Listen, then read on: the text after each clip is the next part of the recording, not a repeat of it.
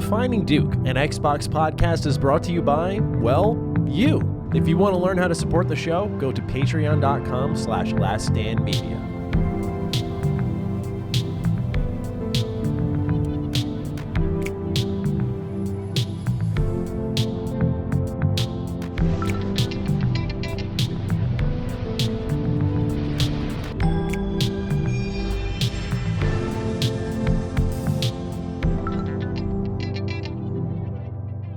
Salutations, everybody. It is Maddie here today. Welcome to episode 294 of Defining Duke, an Xbox podcast. Today, I'm joined by the man who really does run the gun show. I'm trying to fill in today.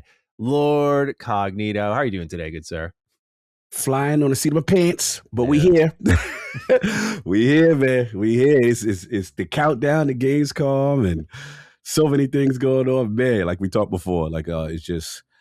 I look at my schedule for the day. I say, what do we gotta get through today? What's the thing? So yeah, but like I said, a lot of it's fun. Not just complaining, but just haven't had a lot of time to really talk to a lot of people. To be honest with you, I've been like, you ever get those pockets where you just like, yeah, sure, of course, you know that better than anyone, I think, bro. Like I feel bad. I'm like, damn, people been hitting me up, and I just don't be having time to talk right now. Yeah. So yeah, I'm just go through that. So yeah, we're getting close. You know what I'm saying, and then hopefully we see an addict soon because we all got to kind of form Voltron. He's got to come from West Virginia to be, and then from me, from Jersey, and then we're going to go over there to King and solve, and then we link up and then fly together, and then it's just, it's a lot. Yeah. It's a lot. And then apparently, actually I forgot, his Anime NYC is this week. So I'm like, I've been there once. That was awesome. I enjoyed it. It is. And I'm trying, but it doesn't look good. It doesn't look good like I'll be able to make it, but I'm trying to see if I could sneak into Friday. But yeah, man, just hanging in and a ton of games I'm playing and stuff like that. Yeah, same. Just good time, busy time for sure. Yeah. Best way to put it. For sure. We appreciate everyone tuning in, listening. We hope you're doing fine this week. We got a lot on the horizon with Gamescom around the corner. That'll be for episode 295. So look forward to our coverage of all that there on the scene. Otherwise, if you want to support the show, patreon.com/laststandmedia can get you, if I could talk, you can get early ad-free access over there every Thursday, or you can find us on Apple, Google Podcasts, Spotify. You can find us on YouTube Sunday for free. So wherever you want to join us, we would love to have you. We got a lot of write-ins this week, a lot of great ones at that. This first one, we'll jump right into Health is Wealth, Cog. We've got Aaron Shepard, who writes in. He says, hey, Dukes, Health is Wealth write-in for this week. I used to be a competitive trail runner, but the last few years have been getting harder to bounce back after big races or runs in the mountains. I was feeling tired all the time and just felt stuck since all I'd ever done was run and occasionally lift weights. I'd also use running as a way to cope with the stresses of being married, a father of two, and the sole income for our household for about 18 months. Needless to say, I ground myself down. And about 2 years ago, I started swimming as therapy for my legs and back. It was something I was interested in since high school, but never gave myself the chance to try it. And I fell in love with it instantly and have worked up to swimming being my primary sport, lifting in the gym several times a week and trading long mountain runs for open water swims in the lakes of Georgia and North Carolina. I just wanted to remind my fellow listeners to not let what you've always done on your identity hold you back from new experiences, especially as we age and can't quite do the same things as we could in our early 20s. I can only feel like I earn my game time by doing endurance sports kind of day. I like the way Aaron's head works. And this is interesting because, yeah, dude, I remember I can still jog. I tried not to jog as often, though, because I feel the joint impact a lot more, specifically, even with proper form before anyone, I've gotten a lot of write-ins about that. I ran for years, so it's just a matter of wear and tear. But that I've toyed with the idea of swimming, I'd like to do more low impact exercises. That's why I got the Peloton in my garage, because I kind of wanted to substitute with that. But nothing just beats being outside. That's the thing that I struggle with. I like my Peloton. I like our treadmill, but dude, there's nothing better than going for a walk outside. And just especially these, starting in spring all the way up until it gets cold out, late October, that stretch, I'm always at my best because I'm just always out there, just taking in the sun, smelling the nice air. It's wonderful. So I want to get swimming in at some point because I think it's exactly where I need to be. I just don't have a pool or anything nearby. I've never really tried to look into that. how accessible that is. So, Aaron, I just wanted to shout you out. Thank you for inspiring me. Cog, when are you going on your swimming arc? It hasn't happened yet. It's been a long journey for me. First of all, I cannot swim. So that's number one. Number two. Wait, you can't swim like at all, straight up? At all. Like let me tell you what happened. I got traumatized by South Bronx public pools. And growing up in the South Bronx, we had these public pools. And when you're young, the people who swim, kids are awful. They terrorize the kids who can't swim. And they call dunking you. Like they'll grab you up. Come here. It's like 4 or 5, and they come and they put your head down. So that was my first experience in public pools. Oh, fun. Yeah. So I was like F swimming. Yeah. I don't blame you. For a long, it took the trauma until I got big as like anybody touch me. It's gonna be a problem. You're 3 foot and below type pool guy. You're in You got it. Waist height. Yeah. I was like, that's my side. That's my side. Drinks in the hand. The little floaty thing. You know what I'm saying? That's me. So for me, beach and pool is all about the experience and the ambiance about it. It's just kind of chilling out near poolside, near beachside. I love the ambiance of it. No, but all jokes aside, it's something realistically I would like to conquer, but it's been so long. But to Aaron's point, you know what I mean? I guess the right environment, let's just say I met someone that ran a facility or a swim instructor and stuff like that. I think for me to get over the years of trauma, I would need to have that kind of one-on-one isolated experience. Because again, this is years of South Bronx public pool bullying. Remember, this I'm not laughing at you. I'm just like, that's insane. There's like, he can't swim. Dunk his head underwater. Bro, that's how kids were back in the day. Yeah. Man, it is so evil. And you're like, oh God, no. They got me. And then you're like 5 years old, you're in tears. You're like, I'm never coming back here. So it's years of trauma that I've never been able to kind of get over and deal with. And then I guess, I've always just separated myself. When people like say we're going there, I'm like, hey, you guys knock yourself out. I'll be here, beach chair, drinking head, chilling, saying kind of thing. But it is something I would like to, because it really kind of sucks that I can't swim. You know what I mean? But I would like to conquer that. I feel you. Well, Aaron, thank you so much for inspiring both of us. We appreciate you. And good luck on your swimming journeys. Yeah. Evan the Poet's got our next write in. He says, my dear Duke, some health is wealth for you this week. It all started when I went to go update some things for my ID since it's been too long. The horror on my face of remembering my ID still has me at a strong 135 pounds. While now I sit at 180. The twig built emo boy. I just love how he describes himself. I like that. The twig built emo boy build I've had my whole life disappeared, and I couldn't remember who that person was. One day I woke up and poof, gone from too many snack days. To make this change, I've started the Maddie special. I saw this and I was like, what the hell did I do? I said, I feel like Cog is the clear leader in that. But he said, hearing you've been in your backyard just throwing some pitches inspired me to have something like that of my own. So I dropped the money and got some hitting equipment. I went to the park, and like the opposite of the 2026 Mets, I hit some dingers. He says, in the morning, I do sit-ups and push-ups, and they humble me as I'm nowhere near doing what I once could. And Maddie, I'd love to throw some pitches. So if you could pass on what you've been throwing to, I perused, and I'm too unsure of some of these nets now to just keep this up and get some good snacking recommendations to remember I can achieve comfortable and healthy figure again. Thanks for the listen, gentlemen. I appreciate it greatly. Let's all stay active and have a Fernando Tatis Jr. must have brought the steak in Citi Field the way he owns the Mets kind of day. Damn, that's crazy. Yeah. That's crazy. We still won the series. Won the series. Yeah, too bad I wouldn't know what's going on. How's it been going over there? What's been going on with the Mets? I was watching the game today. It's been a good post All-Star break run. Mm-hmm. They're making me believe again, but because you just love to see a historic run, but it's just a really janky team, dude. It's like the early 2000s BioWare's. Actually, no, that's too good. That's too good. It's the Euro jank of baseball teams. Like you got Kodai Senga as a closer. Oh no! And you're like, what happened to Williams? He got hurt. He hurt his shoulder, really? So he's shut down. But Senga's shown up and done pretty well. And it's like, oh, that's weird. Like we get rid of all our setup relievers. This guy Duarte comes in. He's been ice cold. Like our relief pitching's been amazing.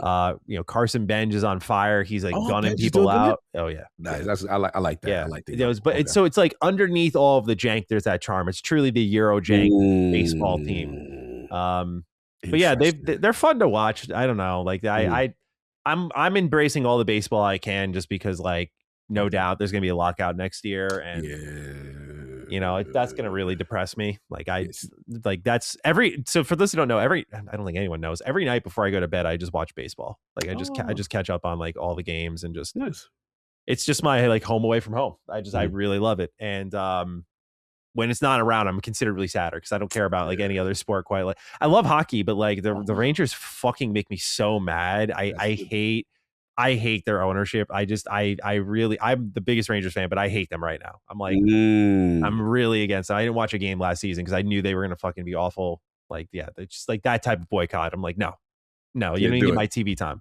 Yeah. Like, nope. You're gonna have to overperform, and I've paid my years. So when you start to overperform, I will jump on the bandwagon. I'll be there for the second half of the season when y'all put it together, and I know I can trust you. That's literally me with the Mets. You literally spelled me out to a T. Or how I was like, I'm not doing. I said, I need my mental health this year. There's a lot going on. I said, until y'all show me. You know how bad I disconnected, Maddie? No, Let me tell you how bad I disconnected. I've never done this. You know how you sneak in the social media accounts? I get the notification when the Mets do something. Mm-hmm. Oh no! Don't Bro, say. This is how bad I've been disconnected. I kept watching. I was like, "Who's this dude talking at the end of the games? Where's Mendoza?" I didn't even know Mendoza was fired, bro. You're out. Wow. Bro, I was like, I'm not doing it. I'm not doing it. Yeah, so that's where I was like, man. And then, I just, like I said, my thing is social media posts, but to your point, I disconnected. And then for me, where you like baseball, like you have to watch that. To me, football it's clean. Like I love football is one of the rare sports that outside of my 49ers, I can find out what's going on in the league, and then you got the fantasy thing. So I'm in like training camp mode, and I'm like hardcore. I am watching training camp podcasters breaking down. Really? I'm in the stock up, stock down. Which one is this? That shout out to my dynasty, Deshaun Stribbling, baby. Hey, but anyway, but like I said, like that's where I'm at, and I'm living my best life. I'm having so much fun. It'll reflect on part of what I'm playing again. But yeah, man, for sure. Like I couldn't do it with the Mets until they got to earn it for me. I've put in enough years of pain, so I could just tune out, and then once you overachieve. Oh yeah, I'll check to see what's going on, but you let me know how it keep going. I'll keep you updated because I just can't help myself. Like there was like a 2-week stretch. I was like, I'm done. I'm not doing this, and then I just came back. I was like, I just love having it on. I love watching it. I love going to games. My next step is just to be that annoying guy who knows like minor league stuff, just because I just love the farm system. Like there's nothing. I realize like there's nothing more exciting than watching, especially like for fantasy baseball too. Like I love watching the rise. Yeah, it's dope. People just hitting the scene and just doing crazy shit. It's dope. It's always super exciting. I'm also now at the age though where I'm seeing these dudes who are like coming up. They're like 22. They look way older than me, but I'm older than them considerably. There was a time like I remember watching Connor McDavid enter the league, and I think I'm like the same exact age as him, and I'm like, wow, he's doing so much with his life. Look at him. He's the best hockey player on the planet, and here I am playing Halo 5 when he entered the league.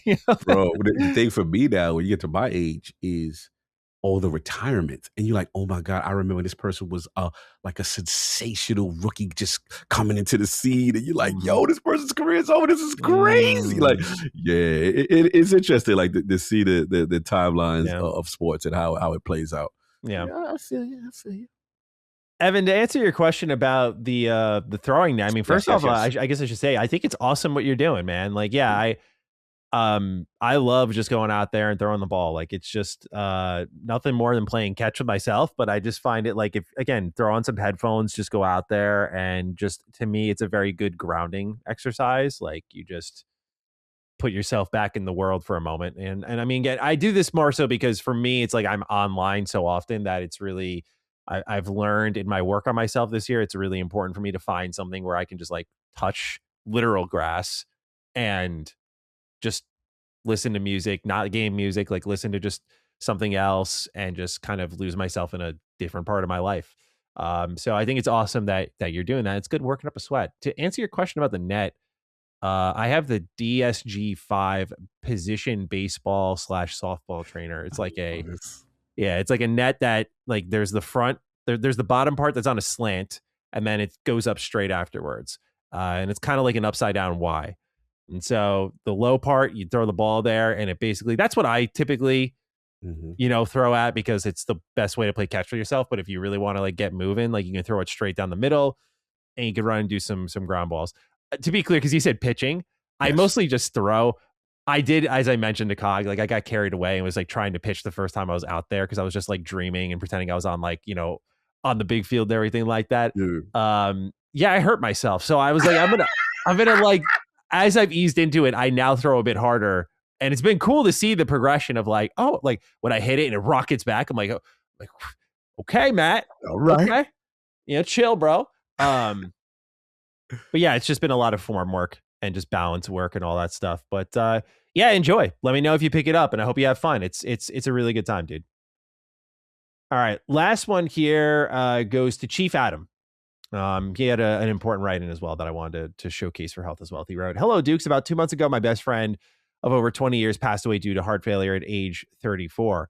It made me realize that your health is not something to take for granted. And I'm ashamed to admit that when I started my journey, I had weighed 515 pounds due to diet and hard work. Though I'm down 65 pounds with a lot more to go. I'm not sure if this will be read, but I just wanted to thank you both for keeping my head clear during these hard times. Listening to you both open up about your issues means more than you can possibly know. Just know you both have a forever fan in me. Much love and gratitude, Michael." Sorry to hear that, Michael, man. That's that's tragic, dude. And I'm glad that you are taking it into your own hands now and doing something about it.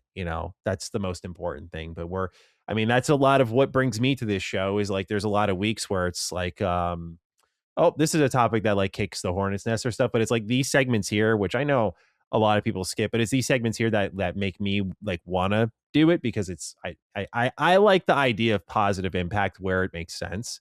And I definitely feel at times like even when I desire to have positive impact, I may provide the adverse. And so it's in these moments I like to just show up and have these conversations. So I'm glad they resonate with you, Michael. Again, I'm really sorry. I recognize your name. You're in my stream chats a lot, so I appreciate just seeing you around, hanging around, man. And of course, we're here for you. So thanks for listening, and we're happy to take you away for a few hours every week. Absolutely, yeah. My condolences, Michael, to your friend. 34 years old is very young, and what we usually tend to do, at least for myself as well, I use these things as a wake up call to see things I can correct, because these things can happen. So we have to be careful. And then shout out to you with your transparency with your weight journey. That takes a lot of courage. A lot of people are afraid to even say things like that, and I love that you actually have taken more agency with it. And anything we could provide, is super, important and hopefully helpful, kind of during these hard times. But brother, keep your head up, and man, that means a lot. And hopefully, like I said, you continue with your journey, man, because we want you around for sure. Absolutely. So thank you for writing in, Chief Adam. We appreciate you. We got some warm-up questions now in the world of gaming. First one goes to Fictional Let's Plays. He writes, "Hey, Duke Boys, I have a simple question. What is an Xbox first-party game that, for one reason or another, never got around to playing before? My best friend is a die-hard Xbox fanboy with 300,000 gamer score, but he has never played a single Halo game before. Thanks for all that you do." And I thought this revelation alone, I'm like, how do you do that? Like, how do you avoid Halo for that long when you have that much gamer score? Like, you are only on that platform. So do you have a game that comes to mind for this? It's hard because most first-party Xbox titles I've played, definitely this generation for sure. Yeah, the only one I can think is kind of a sort of a cheat because they are now acquired by Xbox, but I've never played a Quake game ever. And I've always, I don't know how I missed out on it. I used to, obviously I came from OG Doom and everything with it and stuff like that, but Quake, I don't even remember it coming out. That's how disconnected. I don't know where I was in life or what I was doing in life when Quake debuted on the scene. And I'm just curious to see what like people, what's the hook? Why do they go crazy for it? Kind of thing, stuff like that. So That's probably mine. What about yours? What's anyone that's slipped through the radar? I was trying to think of one without stipulations, like a true never played. Okay. You know what I mean? Like, I just never, because I've like, I'm not a diehard Age of Empires fan, but like I've played Age of Empires. Like I'm not a diehard Forza fan, but like I've played Forza, right? Exactly. I was thinking about it. And really, when I was looking through my collection and thinking, I was like, I know the Xbox One era, I was there for basically everything down to like Peggle 2, I'm pretty sure was exclusive at some point, wasn't it? Like, anyway, I remember like the Rise, I remember Killer Instinct. I'm like, I was so gung-ho on a lot of these Xbox One games. So I had to go back a few generations. The one thing that stood out in my head, at least, was Mech Assault. Mech Assault and Crimson Skies. Those two, I own both of them. I have Mech Assault 1 and 2 in my collection, and I have Crimson Skies. I'm looking at both right now. I never played these games. Interesting.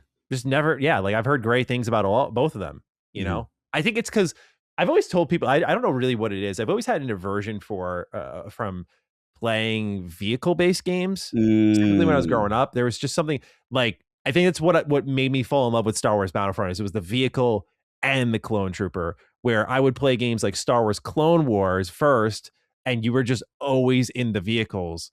I hated that.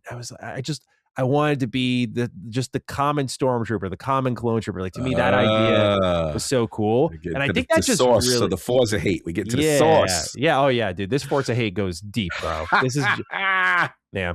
I do remember buying Forza when I was a kid. Like, you know, I think it was that or Corvette. I have Corvette in my collection, Sega GT as well. I played some back when racing games were varied, you know, back when they had style. Ridge Racer. Ridge Racer. Yeah.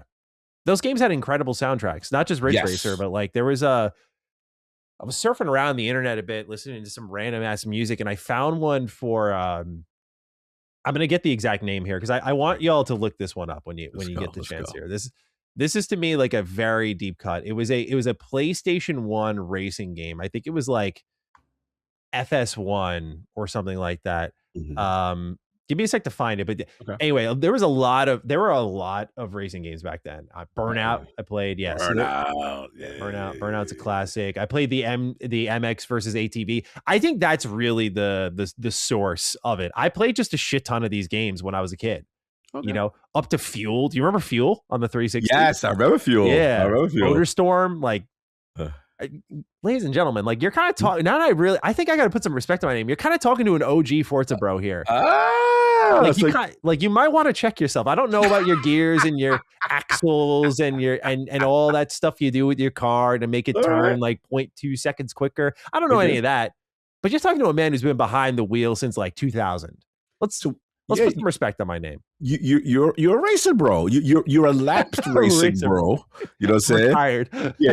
That's all. And then you with an aversion. You're a lapsed racing bro with an aversion to the simulation style. Yeah. Or tweaking and twerking and all that. Like, you need fun. Now let me ask you this though: have you ever played Road Rash?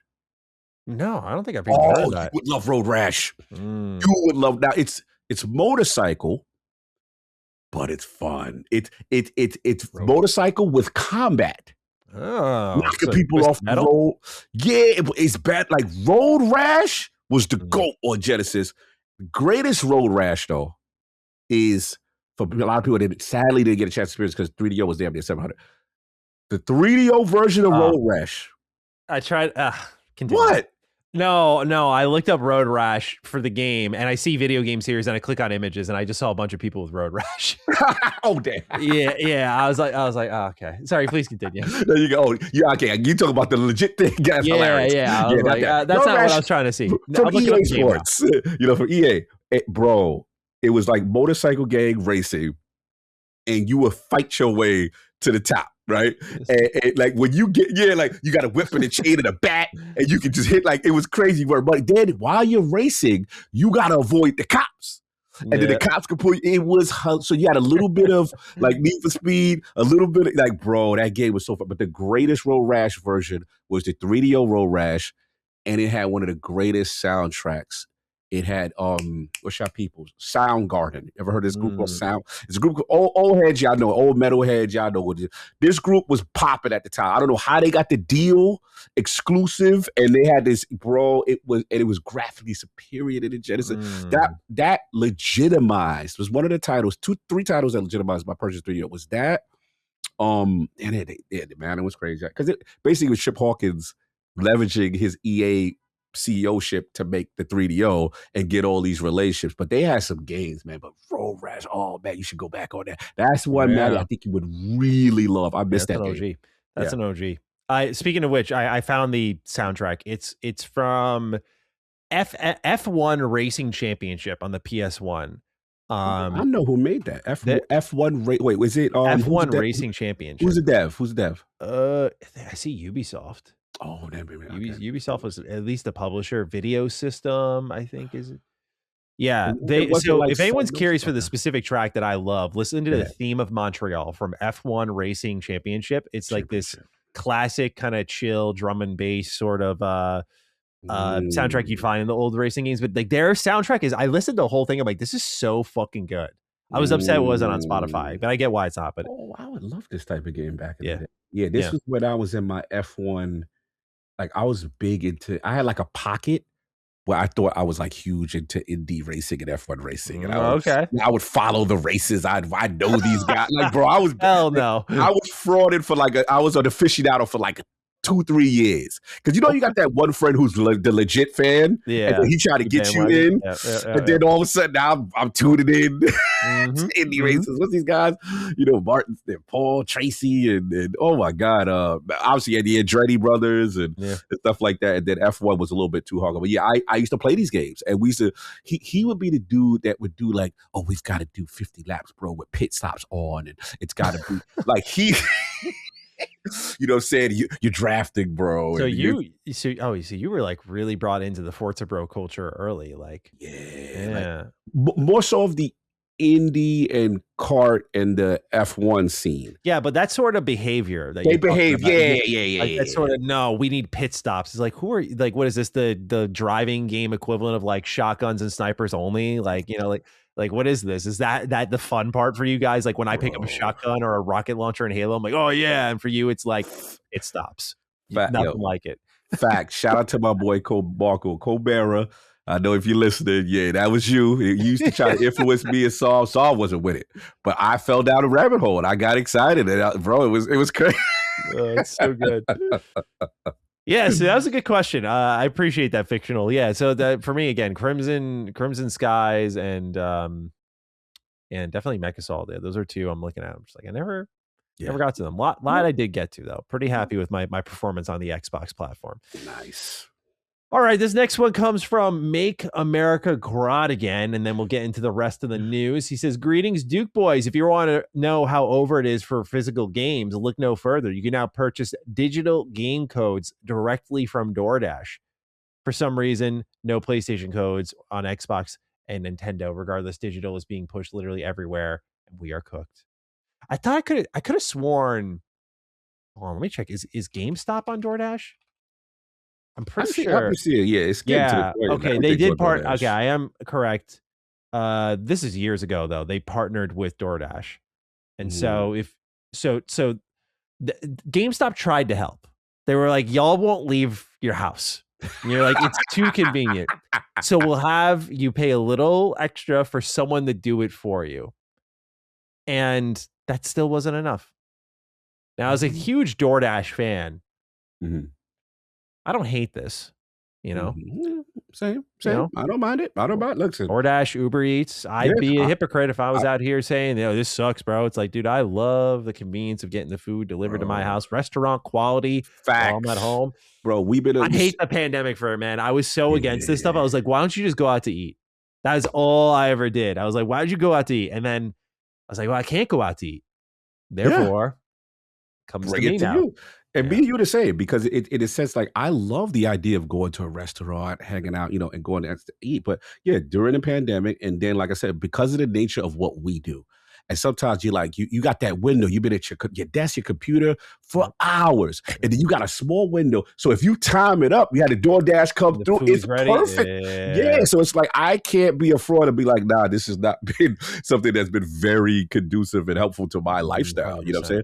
Yeah, the only thing, you got to watch it because obviously it does add up. And then, that's why it's like health is wealth and getting out. And then, those delivery fees. My new hustle is you look at the promotions and, you know what I'm saying? Who's doing giving this for free? Yeah, the buy one, get one free is a huge one, bro. There was a place that was doing a bolognese, buy one, get one free. And there's going to be like a pot basically. And I was like, all right, dinner served for like a week. And it's just like, that was like $20, $30. Cool. Facts. Awesome. And their shit is so good. I got the Japanese teriyaki spot that opened up. They got the buy one, get one free. So I do my chicken, rice, vegetables. I got my miso soup and all. I was like, ooh, and you get 2 of these? I was like, yeah, I'm good. I'm good for a few days.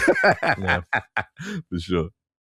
Well, Cog, let's get into the news. This first one, it's one we long have spoken about. Like, where is he at? Hopefully he's sticking around. We're losing luminaries. Well, 2 years after the shutdown of Arcane Austin, Harvey Smith is back with a new team. And we want to tell you all about it thanks to some reporting by the OG Duke, Ryan McCaffrey.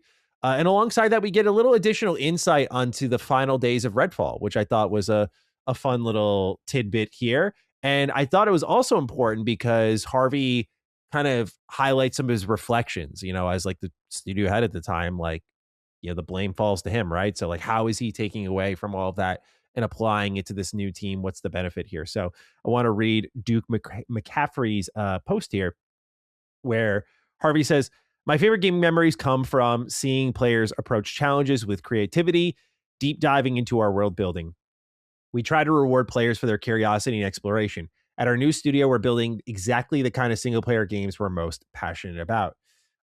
Mind you that Smith was a disciple of Warren Spector, who just announced his retirement. So it was looking a little sad for immersive sim fans because that genre has been kind of fading. And now, like, one of the legends who just retired, like in his LinkedIn post, he was just saying like, it's just not as fun to make games anymore. And he's like, I think this time I'm actually done for good. He's like, I have other game ideas, but I think just this is it. And I'm going to go write books and mentor and lecture, and that's going to be it. And but an amazing career for him. But it was also the sign of, like, again, we were talking about our concerns for Arcane Leon. We saw the Blade movie canceled. All these things start to kind of collide with each other. Like immersive sims, man, like outside of the indie genre, exactly. It's like it's getting choked out a bit. So he reflected on it a bit. He said, speaking of Warren, he said, I worked closely with Warren for 9 years.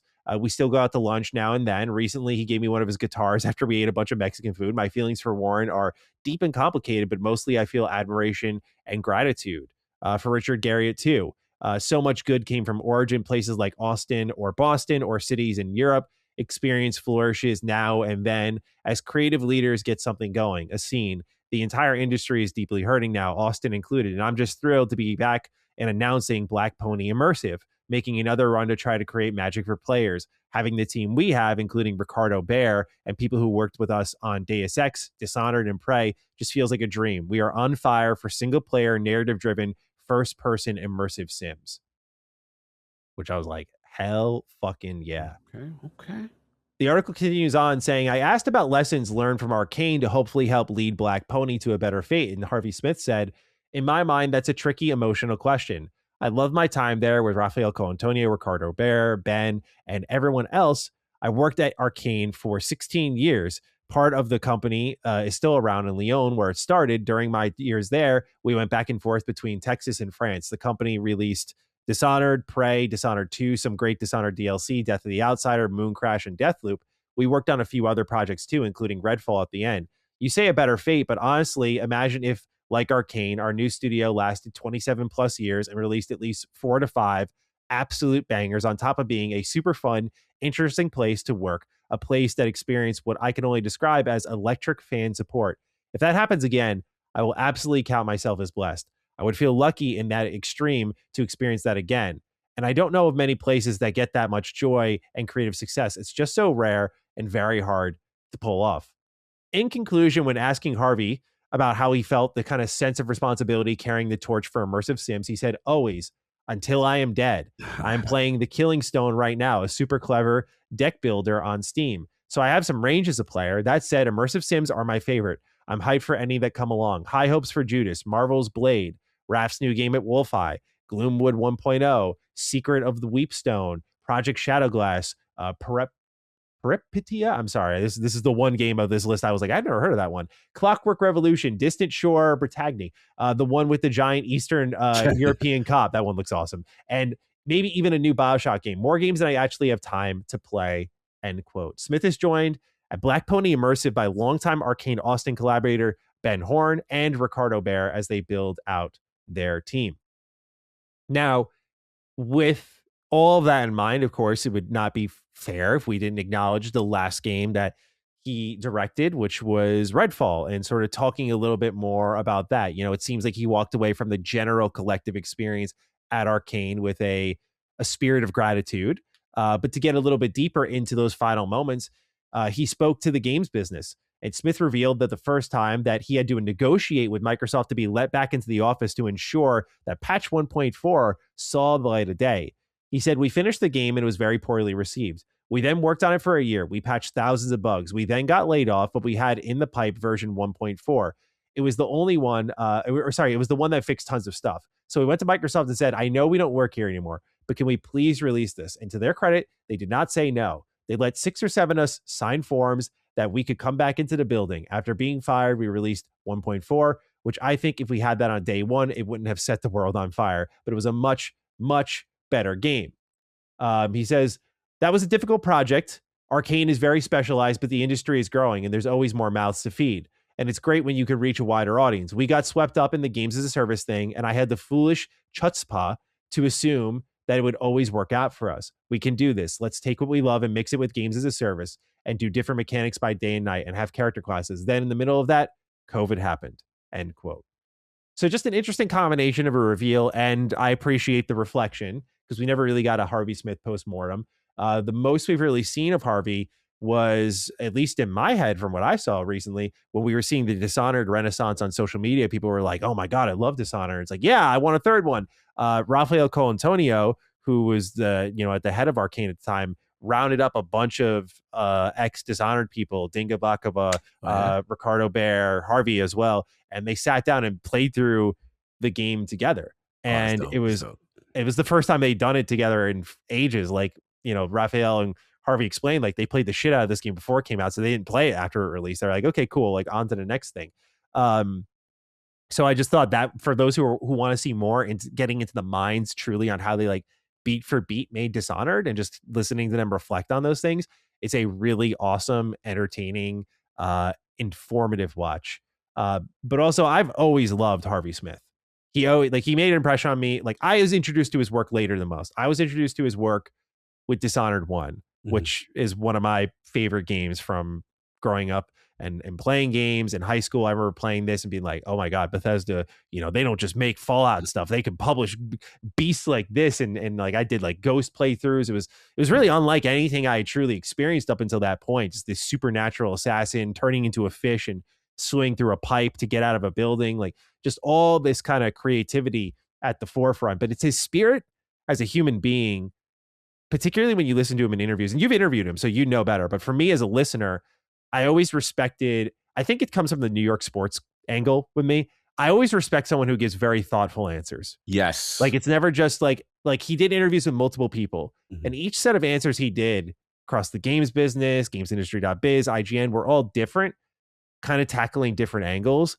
And I've always appreciated how he reflects on things. You can really see that in him and Rafael Colantonio, who's equally reflective and interesting to listen to. Just they're both great guys, but to see like he's back with his team here, I was a little worried, as many people know, post Redfall, scattered to the wind, and that's it. Like, they're just all in different spots now. But the fact that they rounded it back up, and there's apparently a lot of new faces on top of the old faces, like, I am really excited for him. And so I'm keen on this, and I wanted to let everyone know Harvey Smith is back. Cog, your thoughts that one of the luminaries is remaining in the industry? Yeah, thank you for this. Again, I've been head down, ton of content, and just haven't got a chance. I completely missed this, so I'm very happy this that happened you today. wrote this to the So docket. honestly, It came in hot.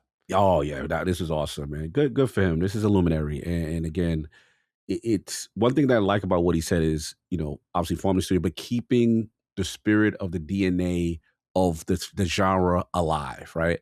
And I know what that feels like because I kind of liken it to, I mean, the way you guys talk about immersive sim, I kind of liken it to how much I have a passion for turn-based, right, and tactics, and how it's always had a stigma, kind of thing, especially in the current climate when obviously live service and all these other things are more prominent. So to see him say, "Hey, no, we've got together with some of the OGs and we're making this Black Pony immersive, and we're keeping that spirit," that's huge, right? Because a lot of people would have conformed, right, and said, "Hey, not really conducive in this climate." That's what his passion is. And I'm always a fan of doing what your passion is. So salute to him. Want to see what he got cooking there. And then salute to him for his just his transparency, because it's like I like the ownership on things, especially obviously in reference to the Redfall. Obviously that was, last time, last and only time I got a chance to speak to him. But I sensed that it's one thing to say it didn't work out and then to kind of dance from it. It's another thing to kind of take accountability and say, hey, we were kind of chasing the live service thing, right? But to his credit, I didn't know about the wanting to come back in the building it's almost like to make the right wrong. So it's like, this didn't go right well, but hey, can we get, and obviously I'm assuming that's the Phil era, hey, come back in the building. I know you guys have been let go, but we want to do this 1.4. So at least this is the more serviceable version, of the game. But it is so important for a guy like this to be back in the industry. And I love it. So he would be the way I guess for you, probably like the way I treat Jake Solomon and the old Firaxis teams and stuff like that. I know how much he means to you, what I'm saying, as far as that genre and that game and deciding all his history and Deus Ex and all stuff. So this is dope, man. I want to support. I want to see what they got going on, man. And he said first person narrative driven. Like, that's a big deal. Mercer said that's a big deal for him to commit to. That's still going to be our calling card regardless. Yeah, absolutely. So I'm just happy to see him back. Like, again, in my eyes, as I've said, when we've had certain passings occur or just people fired, I'm like, we're losing a lot of, like, not just talent, but like the sort of generational talent that is like very foundational that still needs to be passed on to like the new upcoming devs. And like there's a time, like, we're seeing a lot more retirements happen. Like Glenn Schofield just retired, Warren Spector just retired. Like, we're seeing that new generation step in, and a lot of them are saying the same thing, like it's time for that new generation to take over. But there's still, I think, a lot more learnings to be had from people like a Harvey. And so it's cool to hear the mixture of old and new talent as well. So my guess would be, I don't know for sure, my guess would be if they're doing this now, they'll probably announce their game next week at Gamescom. Oh, like, I don't know. Maybe a little trailer. Maybe a little trailer. It could be. Yeah, it could be, because I think they put together the studio last year. So yeah, it depends how big they want to be. They said they're like 26 people is what I read. So it could be a world like they might want to scale up a little bit more. So here's our project. Here's what we're doing. Or it might just straight up be like, hey, we're an immersive sim developer. Here's our studio name. If you want to make immersive sims, come apply. They talked about how they don't have much overhead now, which is good. So they don't have to clear other decisions. So yeah, just a lot of good stuff. Good. Sounds very exciting. In my opinion. Harvey's back, man. That's it. Makes me smile. I'm excited. All right. Next up on the list, I need to get y'all smiling before, the Dukes start to cry again. Maybe. I don't know. I'd be curious to see what you think of this one, Cog. We got another report that came from Rebs Gaming. Once more, we're going to talk some Halo here. He said, I spoke to a source who previously sent me a bunch of campaign evolved information that turned out to be 100% correct. They told me that Microsoft is exploring a proposition to have Activision help develop a Halo game, which includes having Sledgehammer Games help develop a Halo multiplayer game. The prototype, according to the video, is said to have been in the early blockout phase with very basic gameplay mechanics. This was a testing period in June, and they decided to not move forward with the project. Canceling the pitch prototype does not mean Activision won't develop Halo games. According to my source, Microsoft is still exploring the proposition, but they have not greenlit anything. So, Cog. Here we are. Sledgehammer Games. Now, I want to bring the audience up to speed with the rest of us. They made 2011's Modern Warfare 3. Okay. It was co-developed ever. Okay. But, it's still there. Advanced Warfare. Okay. I never remember that one. Yeah. Call of Duty World War II. So, boots on the ground, World War II. Call of Duty Vanguard. Not the greatest resume on that one either. And you might like this one. Which one? But, we'll disagree here. The second MW3 in 2023. Gotcha. For those who don't remember, this was the one that was nice DLC turned into a premium product. Yeah. Which I like I said, as a lapsed Call of Duty player, I appreciate it, but I respected what everyone else's opinion was who play the series consistently. How they felt that was a low bar effort. I understand. So is this your Halo developer? Is this like, give him the reins? I'm like, beggars can't be choosers. Okay. He said, okay. Listen, sure. First of all, before I start this discussion, I want to address something. My brother's been listening. My brother Sav, we were attacked, Maddie. I don't know if you knew. We got attacked? Oh, yeah, we got attacked. No way. I was told, because he listens to the Duke, Defy the Duke religiously. Sav. Yeah, shout to Sav. Well, actually, I shouldn't say that too soon. I got to know what Sav. Don't shout about. You might want to take your shout out. Nah, that's my bro. But like he basically was like, I was listening to your guys' Halo campaign, Evolve Courage.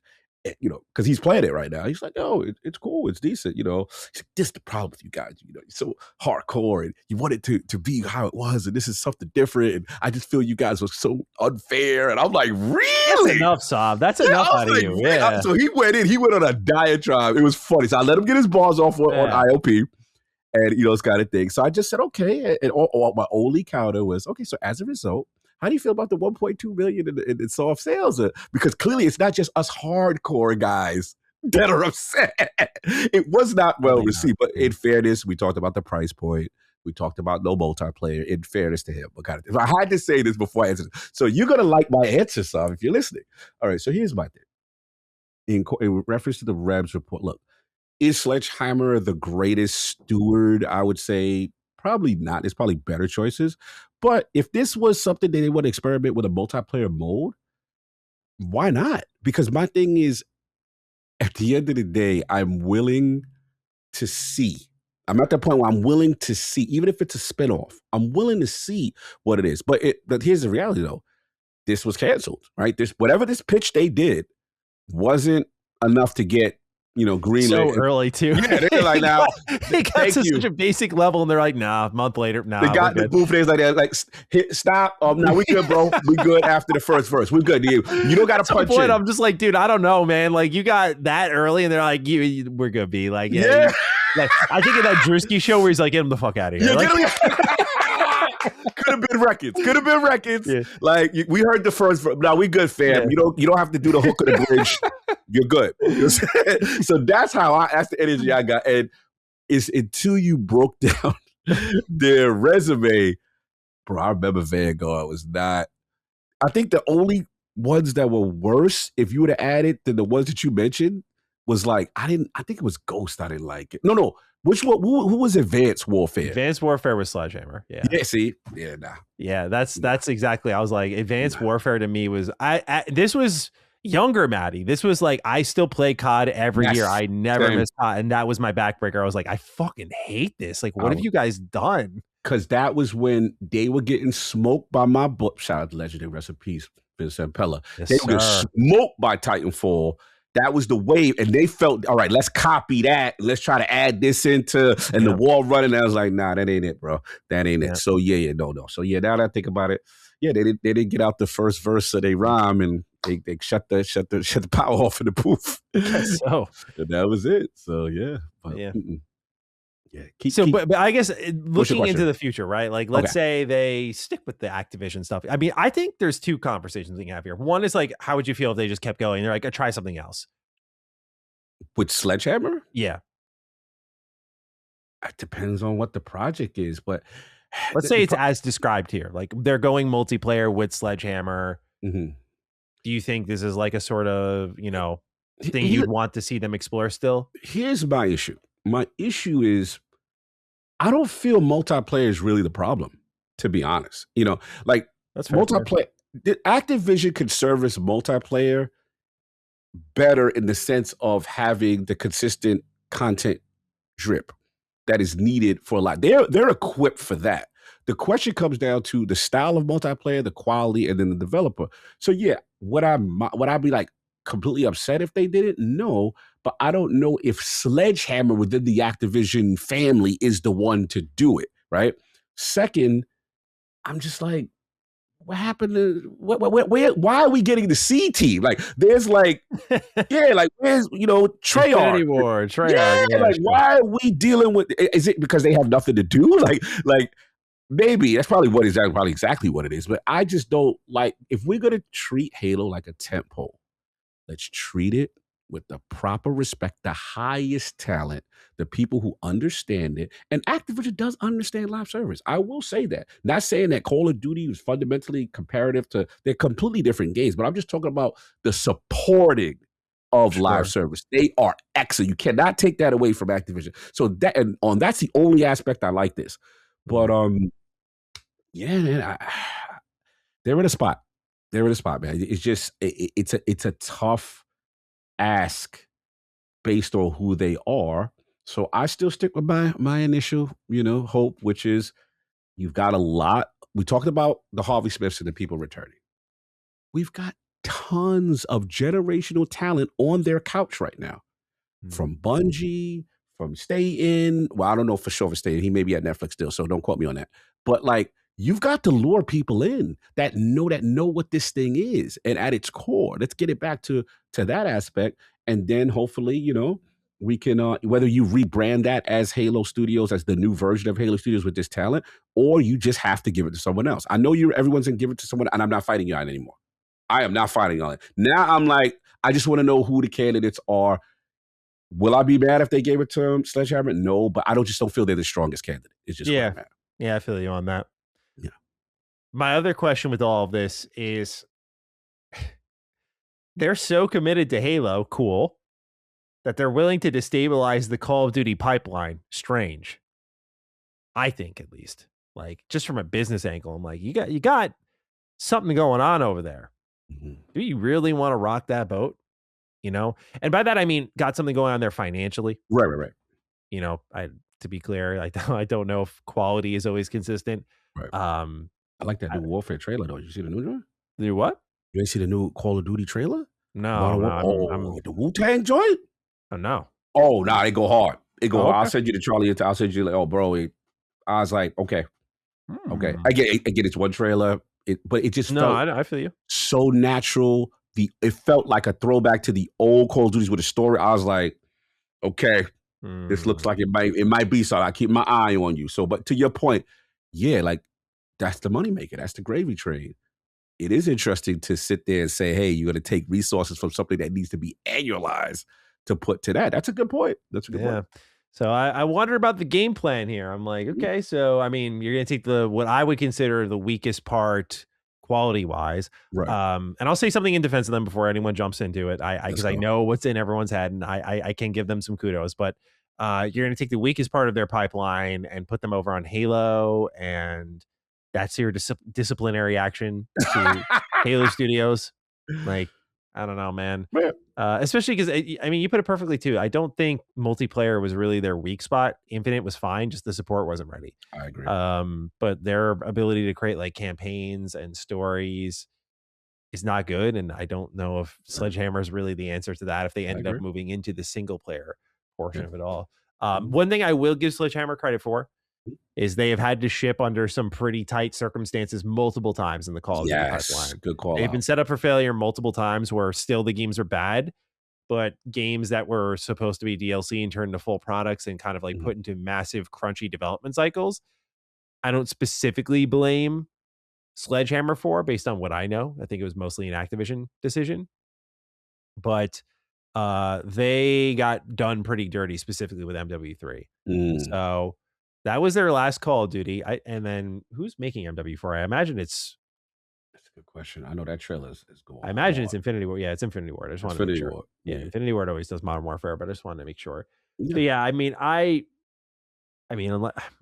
they're prototyping Halo now, and the last Call of Duty they did was MW3. I do wonder what they've been doing this whole time. And I think that's what it ultimately comes down to, right? Which is like they're trying to maximize a resource that's not utilized, right? And it's just... It's just that's the right call. But look, all this is for naught. They actually got shut down. But to Reb's reporting, it doesn't mean that Microsoft will not be utilizing Activision in the future. So the vibe I'm going, they probably want to stay in house, right? Yeah. The question is who? The question is who? You know, because he said the prototype was in the blackout phase, only featuring basic gameplay mechanics. Following a period of testing in June, Xbox decided a month later not to move forward with the project. And he says, canceling the pitch prototype does not mean Activision won't develop Halo games. According to my source, Microsoft is still exploring the proposition, but they will have not greenlit any. Like I said, this is a tough decision. I do not envy them. I don't know what they're going to do, but I'll be sitting by. I want to see what they do with this, especially after, like I said, Supersoft 1.2 numbers of putting it multiplat. 2 years ago, Ghost of Hope said that 2026 would be MW4 and 2027 would be a Sledgehammer Games Call of Duty. Unclear as of yet if it's possibly Advanced Warfare 2 or something new. So help me God if it's the former. Yeah, that'd be crazy. Yeah. So interesting updates for Halo. I'm in my desperate pocket. Sure. Where you at? Yeah, that's like I said. Give it a shot. Yeah, give it a shot. Yeah. Okay. Yeah. Like, why not? Like, let's get some new blood in here. Yeah. Like, new coach, please. Thank you. Coach. All right. We're going through the transition period. You got to fight. Yeah. Start like, I don't think they're my forever developer, but they could surprise me, and that would be great too. Yeah. We need someone new. All right, fair enough. We need to have opposing sides right now. We need conflict. We need to have Xbox leadership going this one or that one or neither of you. Like, we need that sort of environment right now. Yeah, culture change for sure. I totally with you on that. I agree. All right, Con. Next up here, this snazzy looking controller has just leaked online thanks to Deal Labs. It's the 25th anniversary controller that we saw in the 25th anniversary trailer for Xbox as part of their summer showcase, where they showed off the console and the controller. The controller will launch on October 20th, 2026, and it'll be $80. So if anyone is interested in checking that out, you'll see that pre-orders are going to be set to go live Gamescom, August 26th. So keep an eye out if you're interested. This controller does look mighty nice. My controller collection is expanded a grotesque amount, so I don't know if I want to inherit this one, but looks really cool. Are you picking it up? I might be weak on this one, bro. Oh, no. Xbox 25. You know how much that means to me. Everything Xbox 25 means so much to me. First of all, they're around. So I'm like, they still live to fight another day. You know what I'm saying? So that, but also, you know what it is? The Duke in me just loves that old school translucent green. Like, I like that joint. You know what I'm saying? I always like the ones where you can kind of see the innards. And then it's that coupled with the green. I'm like, damn. And then obviously we got this, and then we got leaks of other controllers. Like, but yeah, I might be weak on this one and have to pull the trigger on this joint for sure. If they do an Elite version, if they do an Elite 2 version, I would still be tempted. That's how bad I haven't learned my lesson with that build quality. And but I just love that damn look so much.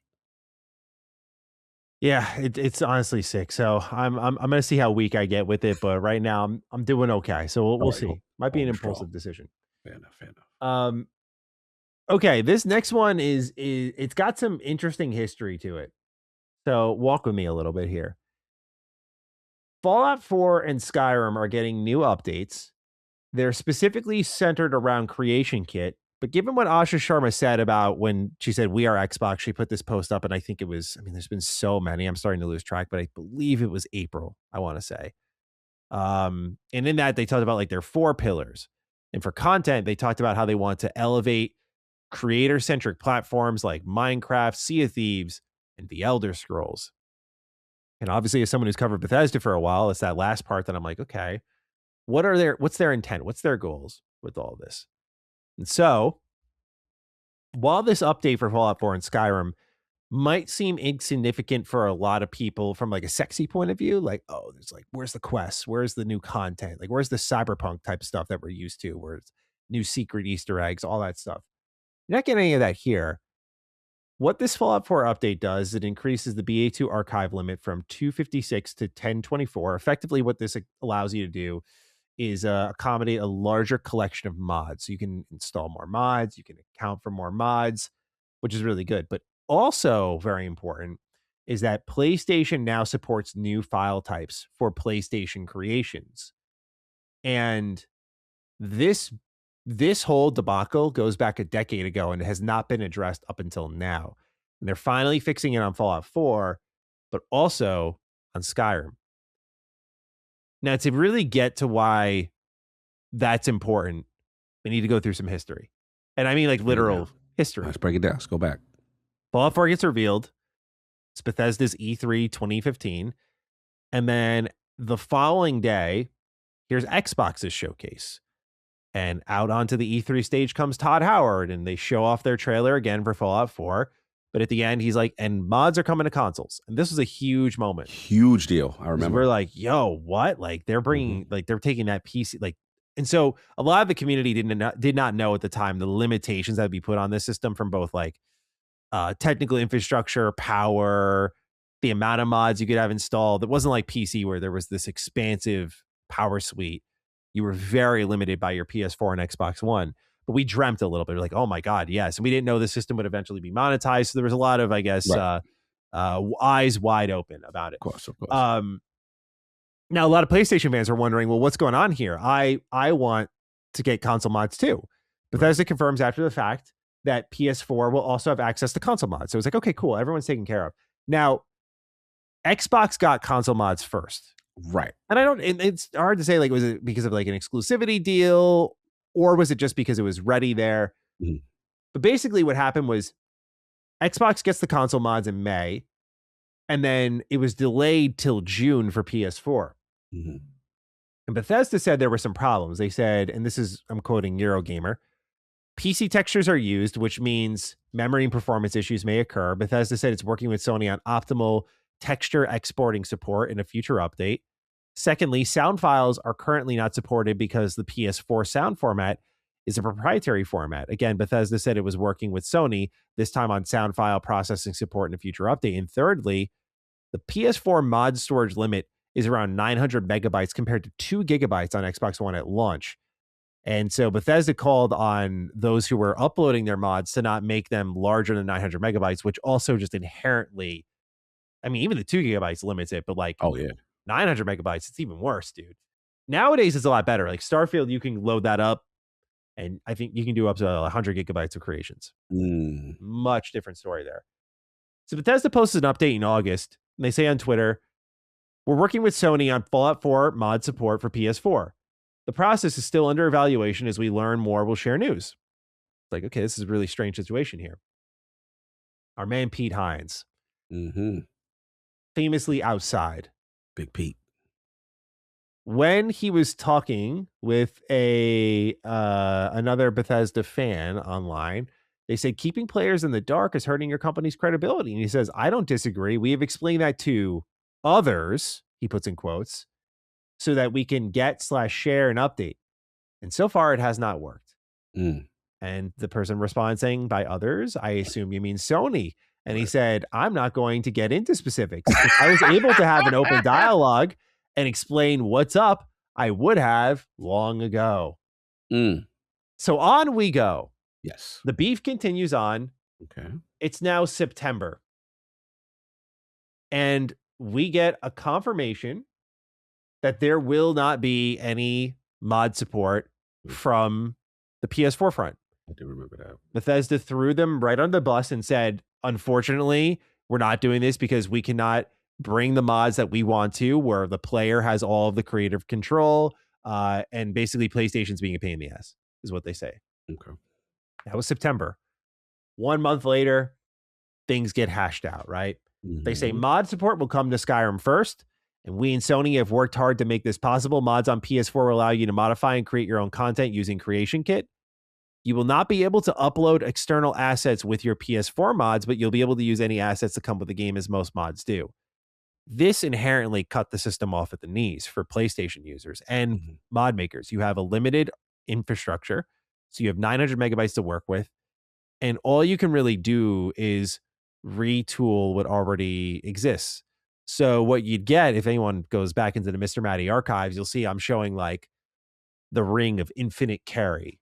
And so they give you a pretty standard silver ring in Skyrim, but when you equip it, your carry weight goes up to 1 million, so you can just carry everything you want. Yeah, nice. Basically cheat codes. Pretty much. They're not mods like the way that we knew them on PC, where it's like, here's a new location, a new mode to play as. Like, we're turning Fallout New Vegas into Fallout Dust, and it's like a hardcore fucking mode. We're not doing, you can't do any of that with this mode. It's just inherently super limited. And there was also this weird discrepancy between the two. There was Creation Club, which existed, and there was console mods. And Bethesda's goal was to monetize, these mods, but no one was really taking to the system. So they bring over console mods and eventually slap the two together into Creations, which has free ones, but also a lot of them are now part of the verified creator program where people charge for them. Right. So I go through all of this because that system I just described to you all was the case for Fallout 4 and Skyrim up until Starfield arrived on PS5. Okay.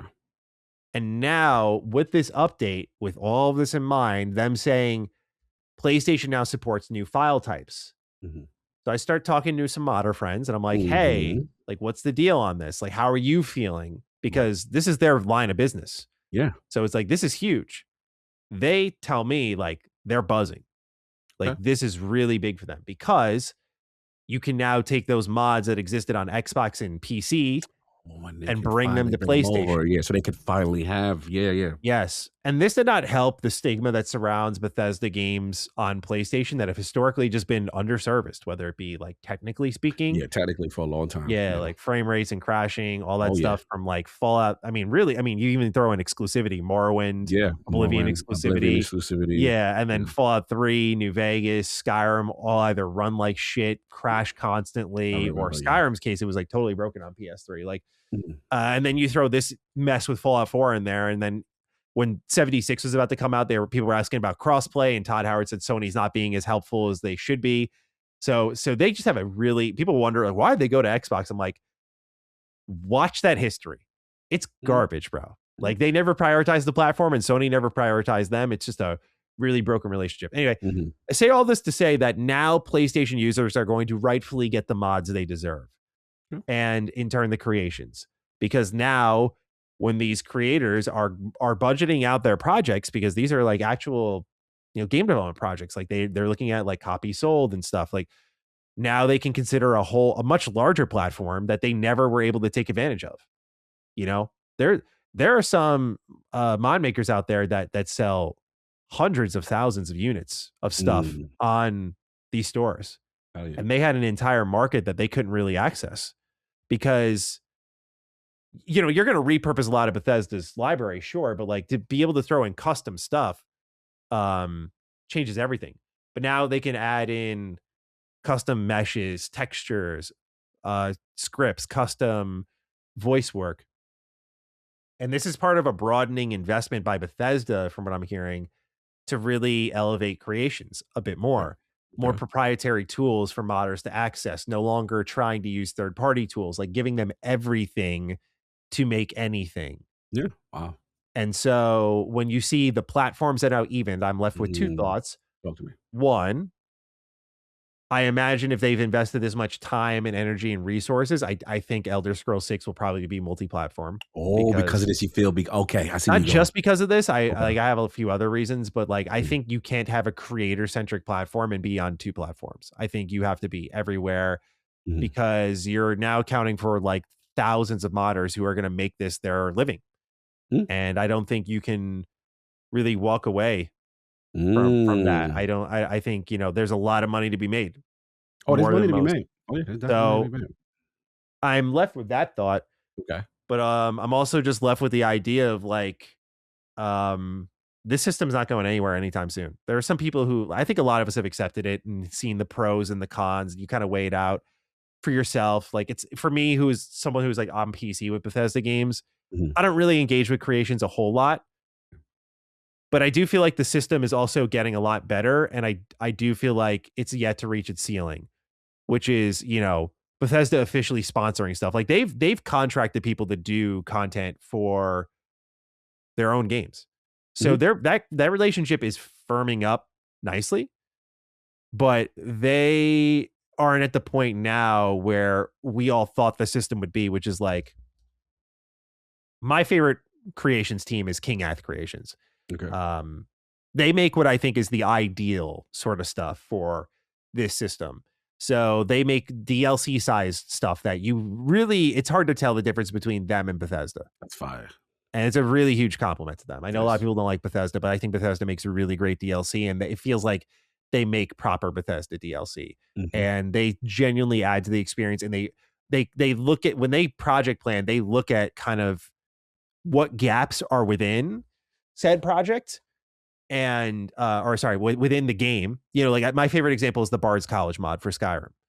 Like that's not really a big thing in the base game, but they added in, and it felt so organic, so natural that it should have always been there. And the hope is that Bethesda eventually embraces these people and puts them like as part of the package, gives them achievement support, like lets them go full. So I think we're getting to that point. Okay. And that is exciting, because I do think a lot of these mod makers have incredible content. And, you know, Bethesda's asked creators like myself, like, you know, we're trying to make this program better. What are your problems with it? Obviously, I have a list of feedback on that. But one of the things I told them was like, you need to make it feel official. Like it's not, it's half serious right now. Yeah. It's convenient. It's clear why you want it, but it's not clear why I need it. And like I said to them, that's like really what you need to channel in is like, why do I need it? Why do I need it if I have mods? Like, I know it feels good to be like, my money's going to a mod maker. Right. But like, not everyone really cares about that. Yeah. Like, why do I need that content? You need to start giving people, you have to enable the creators to make the type of content that people are looking for in this system. Like I love Fallout 4. I love Skyrim. I love all these. I want to keep playing them. And this system is designed to enable them to keep playing. So you need to make it feel more official. Like it's time that like you really need to spend. And so time and money, I guess, in their case, that you really need to spend on their stuff. So like that, again, I know it's ridiculous, but there's a lot of history behind this update where it's like, okay, they've broken through.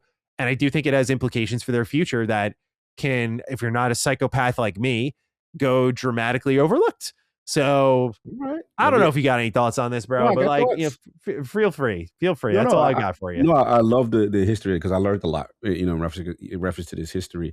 I guess my first question, let's start with the short term before we get to the, you know, Elder Scrolls stuff. How do you think, because one of the questions we had was between Obsidian's version of Fallout. How do you think this factors in with this, you know, in terms of engine choice and stuff like that? Because I'm very curious, because, you know, if this is a potential breakthrough, right? Like how does this influence them to say, well, maybe you need to be on creation so we can monetize? That's a good question. I'm still thinking creation engine, and I know it works against the pipeline they have established. I know it's certifiably insane, and I think the fair argument against what I'm about to say is like, I don't think creations make a lot of money now to overhaul an entire pipeline, but I think of two things long term that could remain true. One is that as these games grow and they have their respective player bases, that these creations are going to be central to their long-term reliability, player engagement. Like, you know, whenever Bethesda drops official DLC and starts marketing around it, the natural thing that happens for them always is that creation engagement goes up. Okay. Why? It's one thing for their remasters to not engage with that, but why would you have another main title that could not be moddable, especially when the team making it knows better than anyone that New Vegas benefited more from modding than anyone ever cares to admit. I say this as someone who, New Vegas is a top 10 game of all time for me. That game was fucked at launch. It still is fucked on the console version. If you play it on PC, it's a lot better, but you still need 4 gigabyte enabler, script extender. You need all these things, just the stutter fix, like unofficial patch, just to get it like into a spot where it should be. Right. So it's not going to crash before you start doing, you know, darnified UI and all these other mods that, like, you know, maybe beautify your game a little bit, the EMB mods, all that stuff. So I think you can't leave that at the door. But I also think about the long-term sort of play here, which is if they commit to creation engine, I do feel like that's kind of it. Like Obsidian's involved in Bethesda forever. And there's two ways you could approach it. There could be you're overcommitting way too early because yes, this game will sell well, but will people want more Obsidian games after the fact from Fallout? Right. After they've been satiated? That's a good question. Yeah. But I think if I were to wager a guess, based on the fact that Asha shows up and we start hearing, for example, about Sledgehammer Games prototyping Halo stuff, if I were to wager a guess, I feel like she's studying the Activision playbook and is basically trying to think out how can we orchestrate that for key franchises like Fallout. Who's our Infinity Ward, Treyarch, and Sledgehammer? And maybe this is a shitty theory. I genuinely could be dead wrong about it. But I think about the long-term implications of having a team at Obsidian that is familiar with creation tech and what that could do for not only Bethesda's games, where it's like, oh, because you learned all of this, would you like to support Elder Scrolls 6? You know, the cross collaboration, cross team collaboration, which they like to foster in your defense, right? They do like to foster that type of environment. The reason I'm off balance on it though is just I do have this deep feeling of like it really depends what the future of their team is, which I don't think even the people working at Obsidian would know right now what the higher ups have talked about. But there is a world where they know, like I'm talking higher ups know, like we're gonna like this is all gonna be creation. Where right now it's like, well, we built our whole pipeline around Unreal. Why would we change any of that? We're making all these different games that need Unreal. It's like, well, it's possible with how big Fallout is and how much it needs to be served that's it. Okay. And that's why I the only thing I've been protective about Obsidian with is like, you know, I don't think anyone put a gun to their head and told them make Fallout. I think they wanted to make Fallout, but I do feel like down the line it might be do another. Okay, I don't think it stops at just one. Right. No, fair enough. I'm with you on that part. I guess the only difference is like whose head was the gun pointed at? And I'm curious to see if it is a situation where we're going for uniformity and it's like, okay, because Fallout is so important, which is a strong argument, right? And creations and monetization, that is a strong argument because that is stakeholders like that. And if you tell Obsidian that, right? And then you have to change the thing that we have to realize is that to me, it kind of leans towards Jason theory that it is farther away, right? Because now you got a basic, you got the idea, Sawyer and team have the idea, but you go have to scrap and not scrap, but you know what I mean? You're going to have to rejigger, you know, all these things and re-engineer these things. So it's just like, that could be the case. That could be the case. That's I mean, there's like just as likelihood that I'm completely wrong. To be clear, like it would, I've said, I think it's a complete coin toss, and I really, I could see exactly why they do Unreal Engine. I just think it would be out of sync with everything else they've been doing. Is why I'm kind of like looking at the pattern and sort of what they're trying to establish long term. And I just feel like having one, like, I mean, again, it also depends what TES 6 looks like, which would influence what Fallout 5 looks like. Like right now in my head, if I had an Unreal Engine 5 made Fallout game and then a Creation Engine Fallout game, the feel would no doubt be different. But the look would also be dramatically different. Like the Unreal Engine one, I don't know if it would run better, but it would sure look better. Oh, it look better, and I know who gunplay gonna be. If Outer Worlds 2 is anything to go by, we know who gunplay gonna be better. Obsidian run laps around them respectfully, but as I love you. No, you're not wrong. Outer Worlds 2 showed me when it came to the gun game. I was like, yes, this is what I'm talking about. They got that. So, I guess like I said, this is a toss up. The last point I'll say is, it also depends on how spin-off this is to me as well. And I'm curious to see, you know, how that goes, if this is like some standalone story and, you know, it's one of them situations where it's just like, oh, we don't need to. But yeah, mod monetization is a real factor. Can't deny it. A lot of these predictions, though, for both sides are rooted in one thing. A lot of people think this is another open world Fallout game. And I did like a poll on my stream and I was like, do you guys think it's to be open world? They're like, it has to be. There's no world where it has to be. I'm like, I don't know, man. Like this was originally a Sawyer-led project and he was not starting with an open world game. Exactly. I was like, it could be hub-based, and people are like, oh, I'd hate that. I'm like, really? I don't know. Maybe I'm just old school, and obviously I'm very biased with things like KOTOR. Like I love KOTOR, Dishonored. I love hub-based design. Like it's one of my favorites, of course, but like I wouldn't hate a Fallout game like that, but a lot of people are like, no, you need the flow and the exploration. I'm like, yeah, it's tough to imagine without it, but like, I'd also love to see more spin-off style ideas, something like that. So if it were not a typical Fallout game, then Unreal Engine makes a lot of sense. But if we're talking like typical, you know, open world, like I think creation makes a lot of sense then. I can't wait. This is the great question. I love it. Yeah, I can't wait for them to answer it because I'm tired of. I'm tired. I was like, I have no idea, dude. It just goes back and forth. There's so many good because the thing there's equal arguments for both sides. There's equal. Yep, both have very strong arguments on why it could be that way, and that's why I'm so intrigued by it as we get closer. The last thing I'll just say is like they talk about, for example, like Todd was interviewed by Mortismal Gaming, and he was talking about how with their updates they create a lot of user pain because when these updates happen, any other fan base would be like, oh sweet, an update, or oh whatever, an update.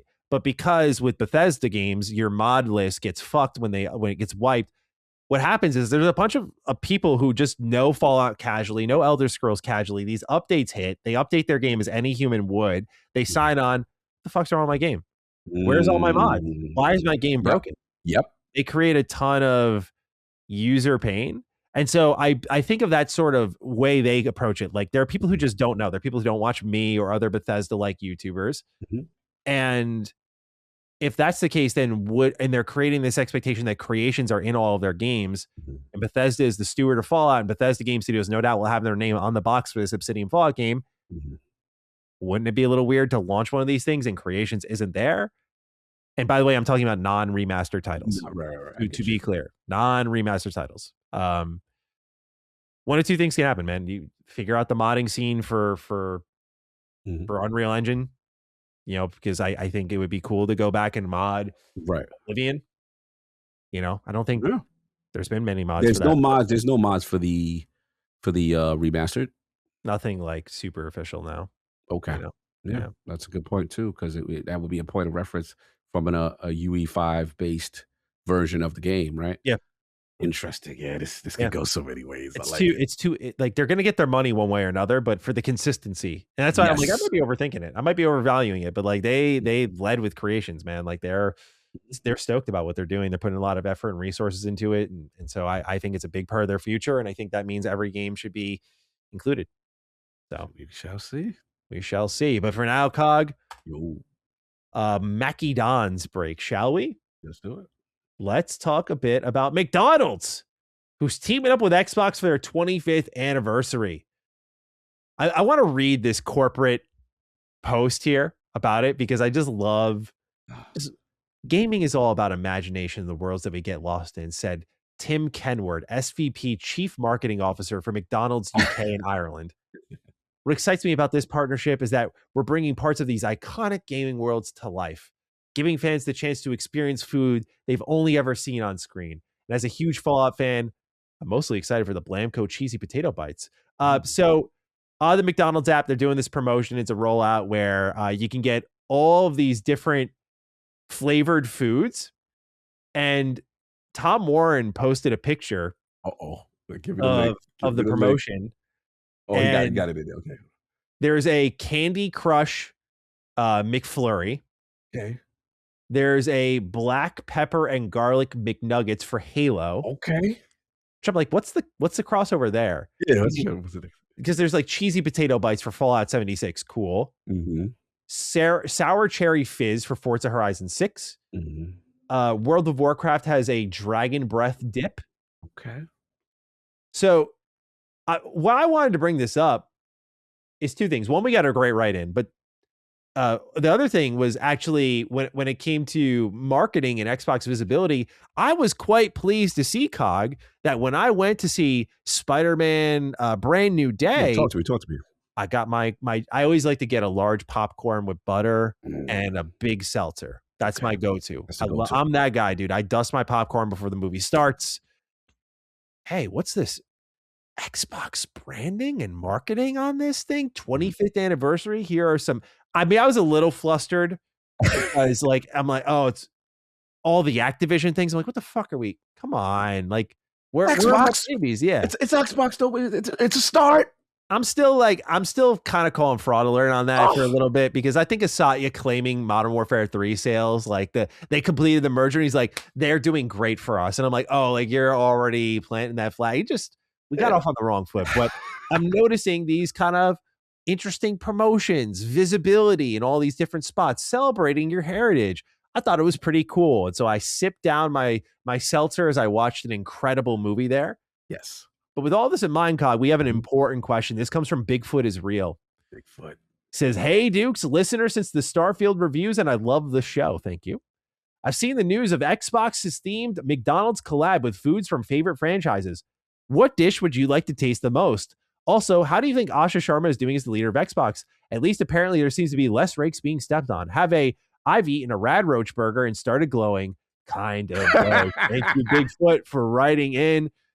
Dog, your favorite Xbox McDonald's collab. Do you think we could just like take a train while we're at Gamescom and like, I know, just to see? But it should be fun. McDonald's is everywhere, right? I mean, we should definitely. And one thing about, we will say, even though we are held as well for McDonald's, that's the greatest thing here. However, international McDonald's are different from American ones. I've heard it's really because the standards are different. At least I can speak for Tokyo. I can speak for a lot of other countries. I think when I was in Dublin, I think I had McDonald's one time, or Subway. Something like that.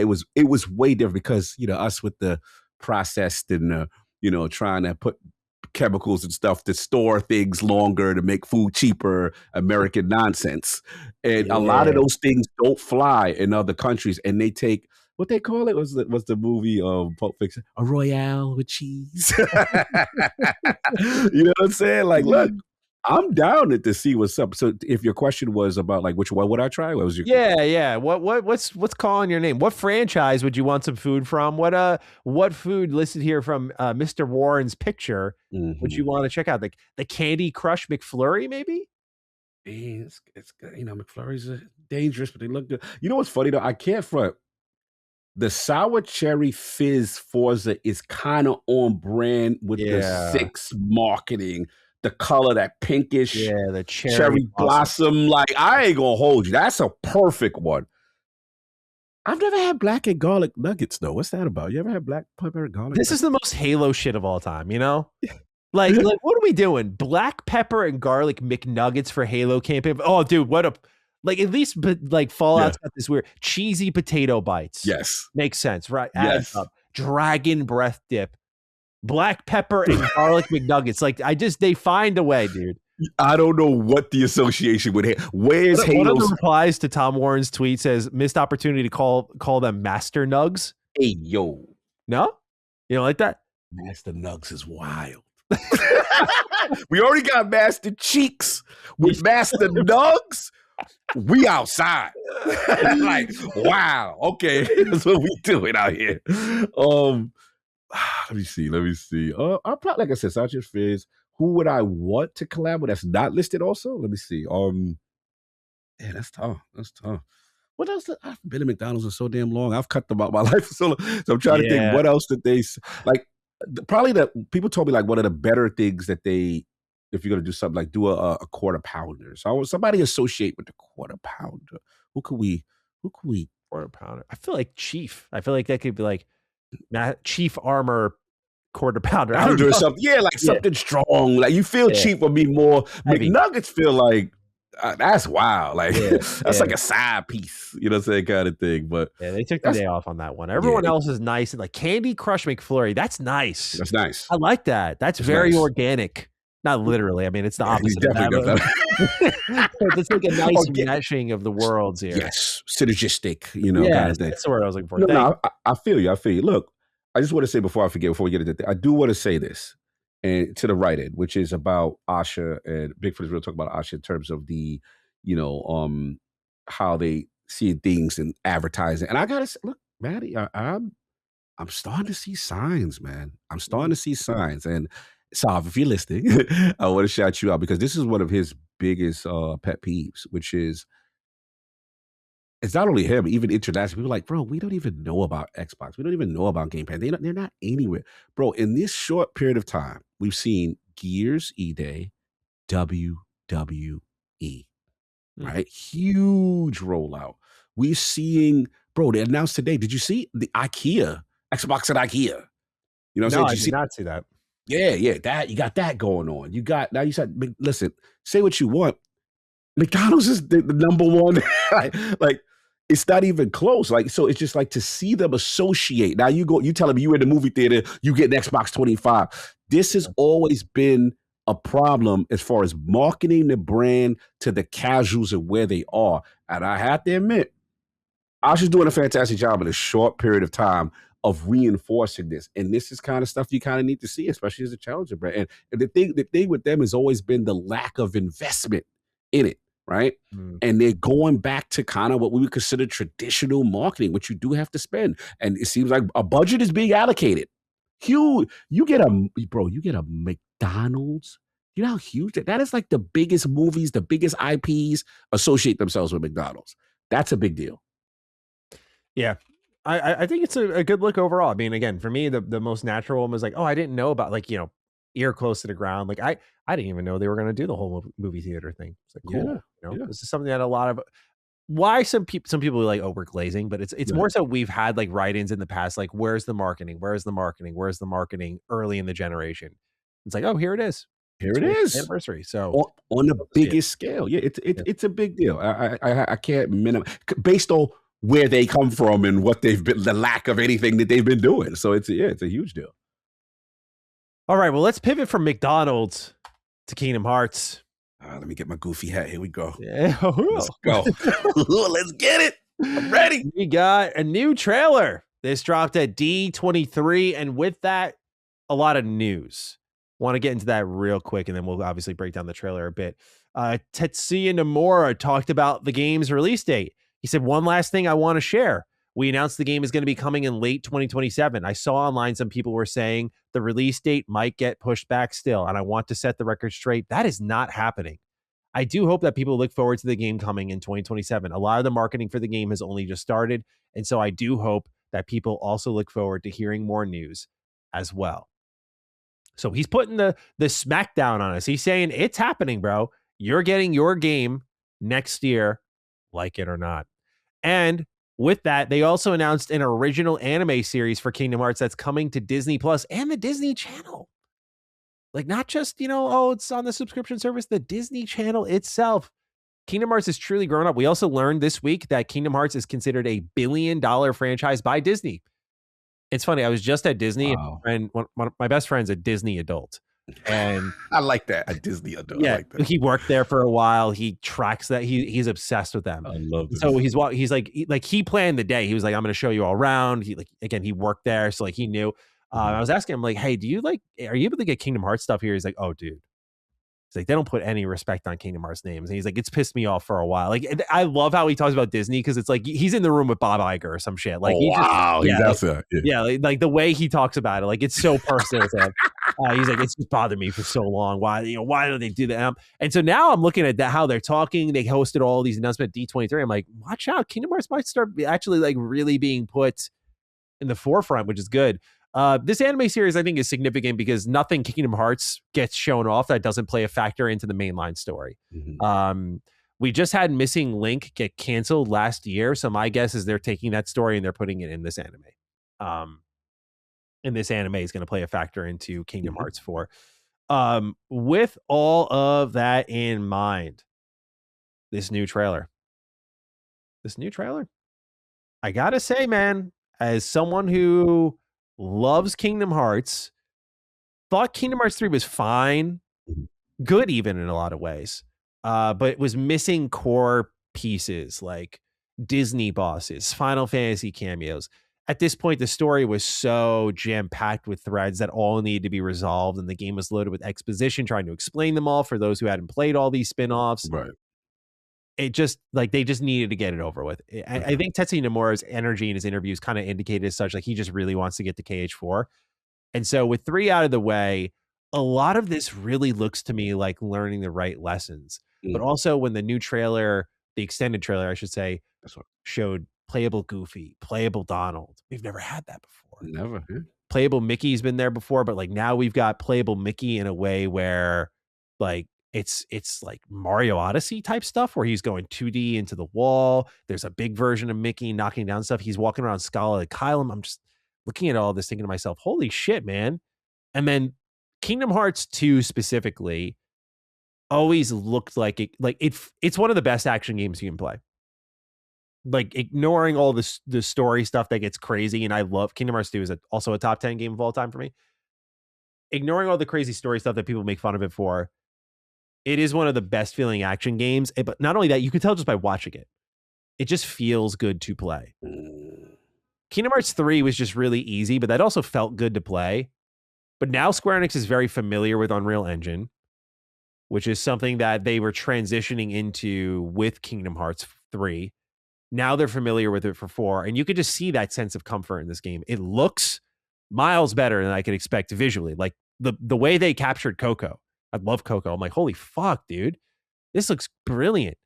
And it's the thing that Kingdom Hearts 3 did pretty well, where they went like more realistic, for example, when they went to Pirates of the Caribbean, where they went more stylized in other worlds in Kingdom Hearts. But like they did a brilliant job with even things such as that. Like that's really elevated here in Kingdom Hearts 4. The actual animation quality looks good. The feel, right? Like the thing I talk about Kingdom Hearts 2, you can look at Kingdom Hearts 4's gameplay, I think, with the way characters drift along the environment as they're attacking. And it's kind of got that Final Fantasy VII remake sort of look to it, where I'm thinking, oh, I think this is going to feel really good when we play it.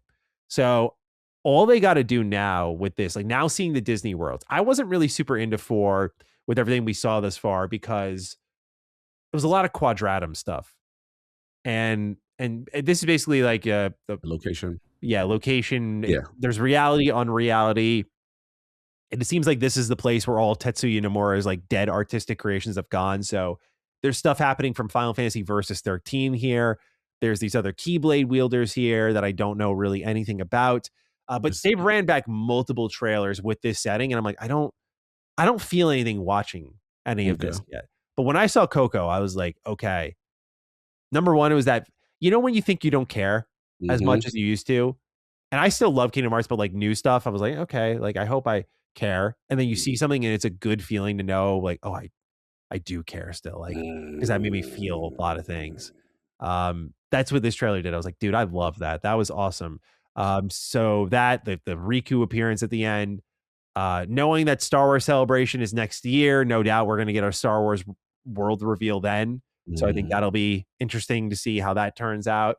And I'm sure Moana is going to be in this game. Incredibles is going to be in this game. I'm really eager to see what the rest of the world list is going to be. But it feels like they've got this on lock, and that most importantly for Kingdom Hearts fans, it feels like, as you know, there was the Kingdom Hearts community was like, dude, we make all the bread. Like Kingdom Hearts 3, I think last number I saw was like 10+ million copies sold. Like this game is sold stupid well. And then like Final Fantasy 7 has done well too, but like the quality of that game is just unbelievable. You just want a little bit of that magic to rub off on Kingdom Hearts, right? Like, they got all the great teams, all the great staff. Like, why can't we get that for Kingdom Hearts? Oh, and they're going to finish the whole They're going to finish the whole Final Fantasy VII trilogy before we get the next Kingdom Hearts game. Like, why are they kicking so much ass, releasing so many things, and we can't get one game? Got you. I get it now. Well, it's hard to feel optimistic, but looking at this and like, oh, we're releasing it next year. We'll see you then. Square set up for a monstrous year between these two games, which is exciting. But I just want to say, in a very short way, after talking for so long, I thought this was an awesome trailer. It really got me back on board and very excited. So this is dope. Very happy to see it. Cog, for you, as a big Kingdom Hearts fan, how are you feeling? You know me, my extensive history here. Yeah. Look, I came into it open-minded because I know how much this means to you guys. You know me, Cog. I'm never about stealing joy. So despite my biases, I was like, let me see what this is. You know, and what's going on. And I will say this. I thought I had the wrong trailer. I was like, because remember, I'm so removed from Disney stuff. I don't watch any of this stuff. So I'm watching this thing that apparently is Coco. And I'm like, damn, this is pretty sad. Like, this is like, these, bro, like this. Oh, you've never seen Coco at all? Remember, this is a beautiful movie. It's like Pixar at their peak. It's really good. And they had the little, it almost feels like this little Day of the Dead. They had the little skeleton mask thing going on, very cultural. I'm assuming very Mexican. I'm like, okay, this looks dope.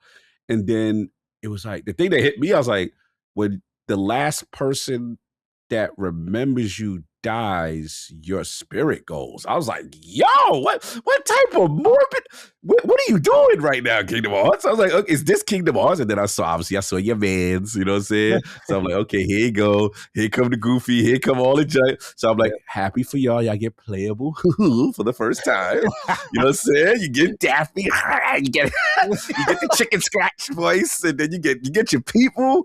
Yeah. So for me, how I look at this is, one, how are y'all receiving it? Two, it looked good. It looked good. I ain't gonna front, Yeah. even though not my style of game. I don't play it, but I have to admit it looked good. I like the theme.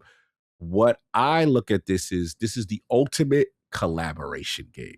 This is like I look at like anybody could show up kind of energy. So I thought that was Smash super. Bros feel for sure. Yeah, and I get it. I see why it's so huge. There was somebody that looked like Noctis. Was that Noctis or was that some other dude? That's the other blue haired dude. What's going on? So this is from Verum Rex. Okay. And I have not played and beat Remind, so I do not know extensively who this individual is. Yozora, who is there's like translations for the name that lead to Night Sky, which is like I'm pretty sure that's what Noctis is called, like the Prince of the Night Sky. And so the idea is that this is Noctis, but not the Noctis that you know from 15. Like this is versus 13. Like when they started it and canceled it, they took all these characters and made this new Final Fantasy game that was 15, that open world one, which I love 15. But 15 is the one with the 4 dude with the whip, with the car. Dude, Brotherhood the game. Brotherhood, Brotherhood, roll out. Mm-hmm. And so it is like they had the Magitech soldiers and the vehicles and everything that are in 15, like to a T. Like not even like, oh, it kind of looks like, no, it's like that's it. Okay. Like that's it. The armor, the vehicle, like he's pulling from Versus 13 clearly. Got it. Okay, no. Clearly. Super dope. Which is it's funny. I don't know where he's going with all of it, but we don't know if it's just a flavor choice, like he's like, I'm bringing this back, or if it's like there's a story to this, because that's the thing. This is just a series Nomura, for better and for worse. Like there are times where he does like crazy things, like he's just bringing every plot thread into 3, and it's like, dude, if you just kind of like nixed some of these, you might have had a better game. But his commitment to every storyline is admirable. It just got a little frustrating when he announced in 2022, like Kingdom Hearts Missing Link. Yes, if you want to get up to date on everything that's going to happen leading to Kingdom Hearts 4, you're going to want to play this. Tetsuya Nomura is a businessman at the end of the day. Like he knows. He's like, you're going to play our mobile game to catch up on the story. Otherwise, you'll be lost. And so fortunately that game got canceled. We did not have to invest in that. Nice. Yeah. And then the final thing I have for y'all was just like I said, what a year for Square, right? Yeah. Final Fantasy 7 Revelations and Kingdom Hearts in the same year. That's Capcom like trajectory. That's insane. So I like that from them. Look, y'all getting what y'all want. Y'all waited so long for that. I do have a question for you though. Sure. One of the things that I see as a point of frustration for some in y'all community, I want to know if it's a frustration for you. Why is it, if this is the ultimate collaboration and this is Square, right? This is Square would have all this treasure trove IP. And from what I was told, the Sephiroths, the Final Fantasy guys were in the old joints. Yeah. Why are they not here? And what is the aversion to putting, I mean, obviously everything hasn't been revealed yet. There's still a chance, but why do you think there's recently, I think, because 3 didn't have like no Sephiroth, no Cloud, none, right? Yeah, 3 didn't have Final Fantasy cameos, didn't have Disney bosses. Yeah. Like why do you think that is? And, what's the deal there? Because I heard that they play prominent parts in the older ones. I don't know about the Final Fantasy stuff. I genuinely, like, I'm sure someone in the audience might know a little bit better. I don't know what happened there. I'm like, that's your stuff. Like, why couldn't that appear? I think Kingdom Hearts 3 was just a really disastrous project. Like, it had an engine swap mid-development. They had to start over. They had to, like, rebuild on Unreal Engine 4. Like, it just was a project really, like, trapped by that and its story requirements. As for the Disney stuff, like, I mean, we're talking about the franchise holder that, when it came to like Mickey Mouse with this series, like he was a silhouette in the first game. They didn't want him like playable or anything. Like, like they're like, you can use Disney stuff, but like not Mickey Mouse. Like we're gonna protect him. So protect the ears. This seemed like both a combination of like a creative oversight as well as like a restriction of some kind that they really needed to overcome, because like the beauty of Kingdom Hearts 1 and 2 is like you fight Disney bosses and like they like work with the Heartless, like, but in Kingdom Hearts 3, when you were just fighting monsters all the time, it just, a lot of that soul's gone, Gotcha. Kingdom Hearts, like you described it earlier really well. Like it's just like everyone's here and like everyone's fighting. It's you're not killing each other. They're fighting. It's fun, dude. It's fun. I get it. When you lose all those pieces, but I think given what's happening with Final Fantasy 7 this same year, by the way, my guess is that Sephiroth and Cloud will make a return. Obviously, we already have some Final Fantasy stuff going on, thanks to like, you know, with Verum Rex and everything, like with Yozora. You know, I imagine that all that Final Fantasy goodness will be back. I'm just hoping that they do Disney bosses. Like that's the one. That's your one thing that you need. Okay. Yeah, I love that shit, dude. Yeah. Like the combination, because like you had the Disney bosses, you had the Organization 13 bosses, and then you had the Heartless bosses, and like they just had a real like in Kingdom Hearts 2 again. It's a perfect rotation, dude. So fun. I'm still convinced you'd like that game. You never would play it, but like your manliness would not allow it. But if you're just looking for a fun action game with some actual surprisingly deep combat, some surprisingly deep RPG elements, and some good laughs, and some good spirit. One of the best soundtracks of all time, too. Yeah, soundtrack is crazy. Brad, we did our soundtrack. He had that one of them up on there. Yeah. I did message Brad. I'm like, how we feeling? Kingdom Hearts. He's like, dude, like he's giving me his bars. You know what I'm saying? We got to try to get a bit of ILP. And then I'm just watching you at Attic, and I'm just like, y'all living y'all best life right now. I'm loving it. That's what's up, man. I'm all about people getting something that they love that's been gone a long time, and to see it come back. So yeah, I'm for you. What's the expression? I'm happy that you're happy. Thank you. We'll take it. All right, let's get into the rest of the news here for the week. Shuhei Yoshida gave some interesting pitch-related advice that I just wanted to share with everyone because it kind of paints a picture of what it's like when the curtains are pulled back a bit. This is from Eurogamer. One of the reasons that Claire Obscure Expedition 33 stood out so much in the early footage was how action-packed its combat looked, despite being a turn-based RPG. But while developer Sandfall Interactive has described the game as a turn-based RPG and reinvigorated the genre to some degree, not everyone was happy with that approach. Veteran PlayStation executive Shuhei Yoshida revealed at the Busan Indie Connect Festival 2026 over the weekend that he warned Expedition 33 developers to not give the game that label. Yoshida was impressed by the game's combat, likening it to The Legend of Dragoon, a game that he was the producer of. However, his advice was for the team to pick a different term to describe the game, since he believed turn-based RPG is an outdated term to some players who could end up dismissing the game as a result. He says it's incredibly well made, but it would be better to not call it a turn-based RPG. That alone may cause players to overlook it. According to the report, Kepler and Sandfall took his advice, using the more modern reactive turn-based battles term to describe the game's combat instead. As anyone who's played the game will attest, Expedition 33's brand of turn-based combat, which melds real-time mechanics like parrying and dodging with traditional turn orders, became one of its most strongest and lauded aspects of the game. Thank you, Eurogamer, for your write-up. So I just thought this was interesting because like this is the type of stuff that does get scrutinized in the pitch room for anyone who's ever curious. Like we've gone around the horn, not very recently, but like we've gone around the horn and like there are these things, these bits of data, whether it be genre or sales stuff that they look at and it gets scrutinized like this. It's like, don't say turn-based, say, what was the term here? Reactive. Turn-based battles. Yeah. You know, as if for the player, that really changes a lot. I think most people, I've never heard anyone just like when we're describing what the combat is, sure, but I've never heard anyone come to me and be like, have you played the new reactive turn-based battle game, Expedition 33? It's like the turn-based RPG, you know, like, and it's just unfortunate. This is like the nature of the beast. Like, you know, it's weird in an industry that feels so stagnant. When you're in the pitch room, it's like they're like looking for the new, like everything's got to be like sounding different and distinct. It's ridiculous.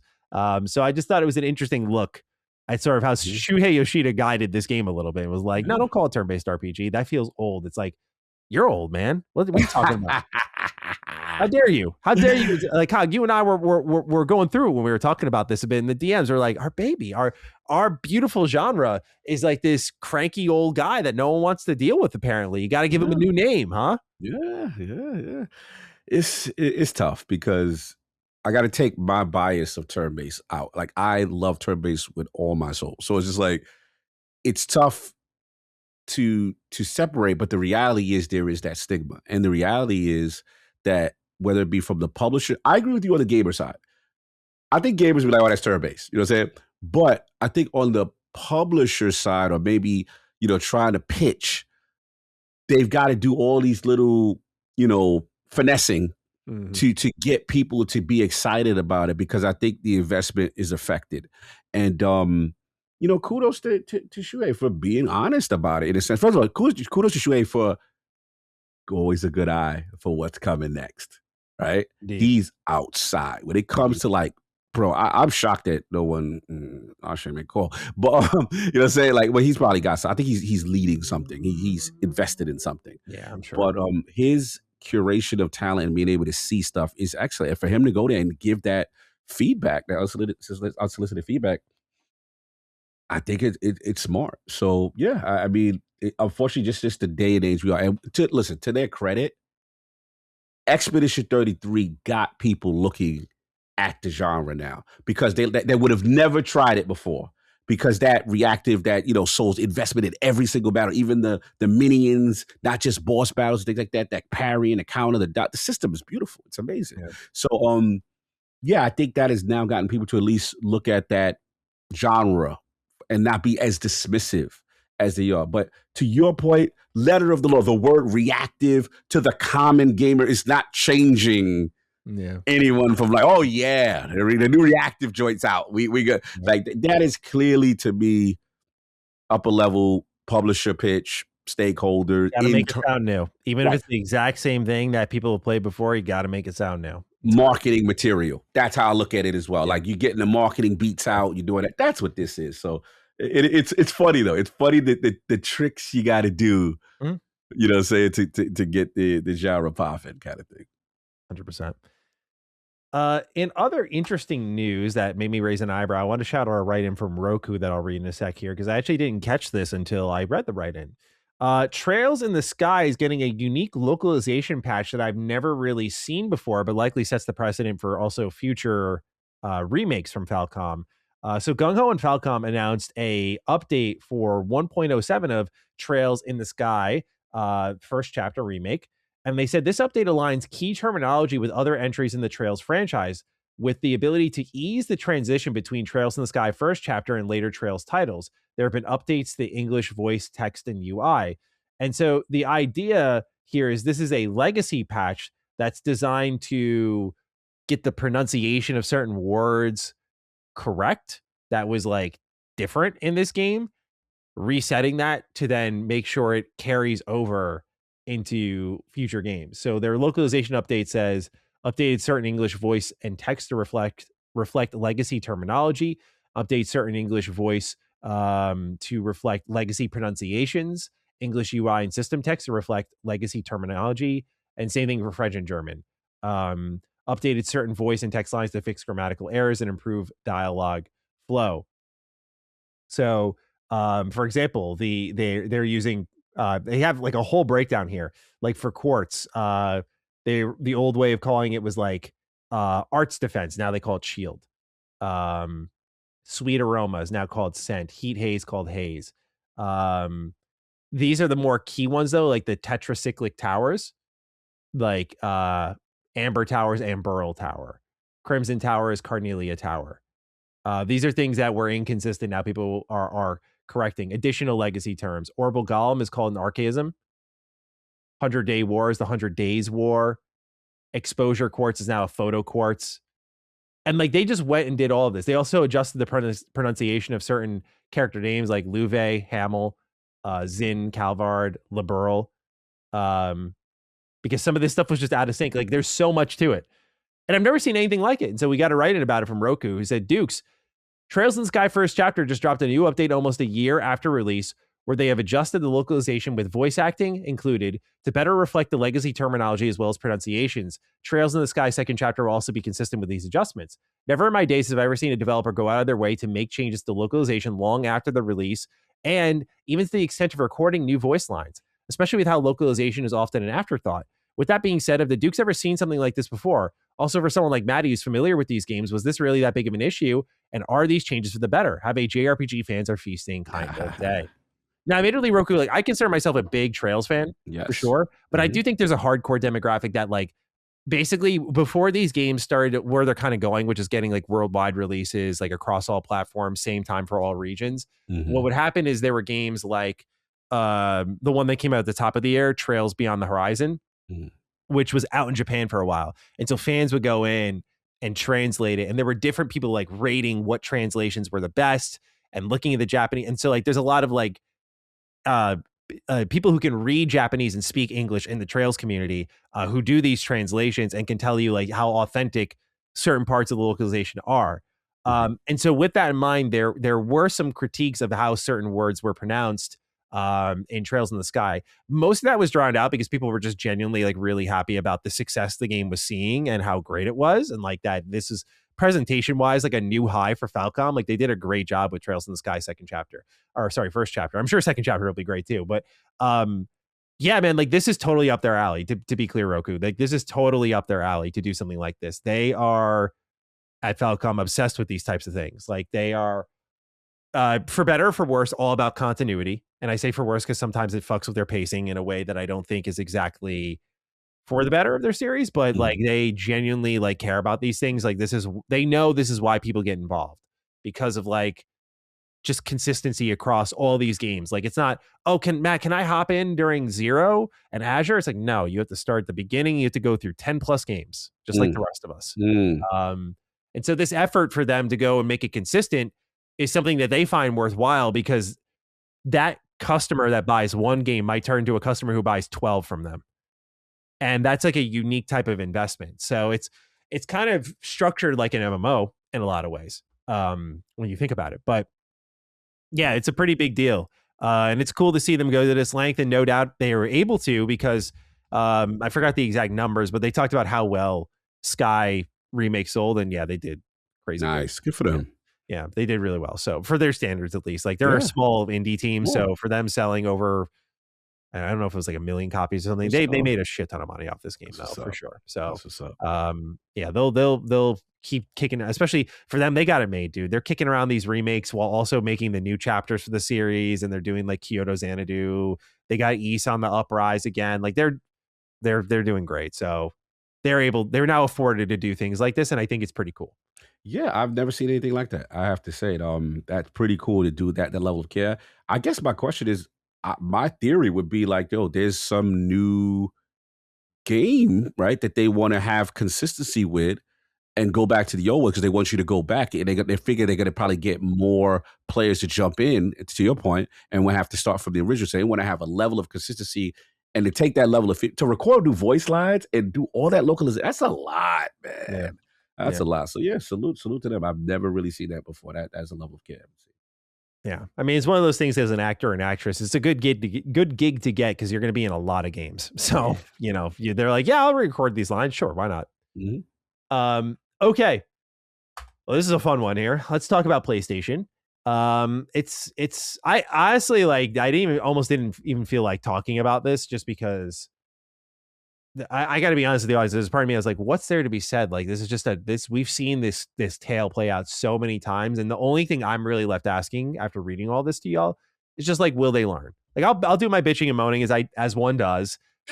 but like, genuinely speaking, if I don't have much to say about this, do not be surprised because I'm like, I don't know when they're going to learn. Yeah. I don't think they prefer to, but just Schreier's report says it all, I think. So let me read it. Sony's PlayStation division is overhauling Horizon Hunters Gathering, the online action game it announced earlier this year, following negative player feedback, according to people familiar with the company's plans. Guerrilla Games, the Amsterdam-based PlayStation subsidiary behind the Horizon franchise, has been working to reboot the game since June, said the people, speaking anonymously because they were not authorized to talk publicly about the project's future. Following poor feedback and private testing earlier this year, the plan now is to strip out the live service component and turn it into more of a traditional co-op multiplayer game with a story mode and a far smaller scope. The game is not yet canceled, but the studio told staff in a meeting on Wednesday that they will have through December to impress executives with their next milestone, the people said. Many of the developers on the Horizon Hunters Gathering will be reassigned to a different project that will also be evaluated at the end of the year. PlayStation did decline to comment here. Continuing Schreier's article here, because I normally leave this stuff out because it's stuff that we might know, but I think it's important to recap all that this company has been through with their live service push. He writes, for the last few years, PlayStation has poured resources into so-called live service games. These games can be highly lucrative, but often are risky and struggle to resonate with players in an oversaturated market. The initiative at PlayStation has mostly led to canceled projects and shuttered studios, forcing the Japanese gaming giant to pull back from plans to release more than a dozen live service games this decade. The Horizon Hunters Gathering pivot is the latest example of PlayStation's failure to crack the live service market with its biggest franchises. Sony expanded its gaming empire during the 2010s by focusing on narrative-driven single-player games that drew players to the PlayStation 4 and helped sell more than 117 million units. But with the PS5 this decade, the company has tried to convert many of those franchises to multiplayer and found little success. PlayStation has canceled live service projects in the franchises, including God of War, Spider-Man, and The Last of Us. The failed efforts have burned through hundreds of millions of dollars and years of development time, according to people familiar with the matter. In 2022, the company spent $3.6 billion to acquire Destiny developer Bungie in an effort to improve its live service portfolio. But that acquisition has also struggled. This year, Bungie released the new game Marathon to underwhelming sales and put an end to Destiny 2's content after laying off hundreds of staff. Guerrilla found significant critical and commercial success in 2017 with Horizon Zero Dawn, a single-player action game set in a post-apocalyptic North America. The sequel, Horizon Forbidden West, came out in 2022 and ended with a cliffhanger that left fans eager for the next game. But the majority of Guerrilla staff then moved to Horizon Hunters Gathering, which is a drastic departure from their previous titles, both in gameplay and art style. A tiny team has been plotting out the next Horizon single-player game, but it remains years away from completion, according to people familiar with the studio's plans. So the lay of the land is this project that they're working on now has been shrunken in scope. It's co-op multiplayer, which sounds way better. Story mode, which sounds way better. But I've been down this road before where I heard about Dragon Age the Dreadwolf and like, oh, it's a repurposed multiplayer game going single player. Yes, just like this is in line with my wants. But when I played and reviewed Veilguard, a lot of you could still feel the bones of what it was meant to be for a while. Like what people who make games obviously know, but those who don't, is that there is a calling almost within a game itself when you set up it's obvious when you start building in a certain direction and then you try to kind of pivot those ideas, there can be intelligent pivots, right? But you can still feel the bones of that former life. Yeah. And so a great example of this is Gotham Knights. That was obviously going to be very live servicey. They turned into a co-op game, which made it a lot more digestible and a guilty pleasure for a lot of people. And some people just genuinely liked it. But you could see with like the stats, the upgrading, the many currencies, all that stuff, like you could tell what that game was meant to be. You could feel, and that game, I think it's a good example of like the less distracting bones, where Veilguard is a more extreme example of like you could feel the structure, you could feel the design, and there was only so much that could be pulled out. So I'm curious to see how much they can retool because it's still kind of in line, like it's still multiplayer, it's still co-op. So we'll see.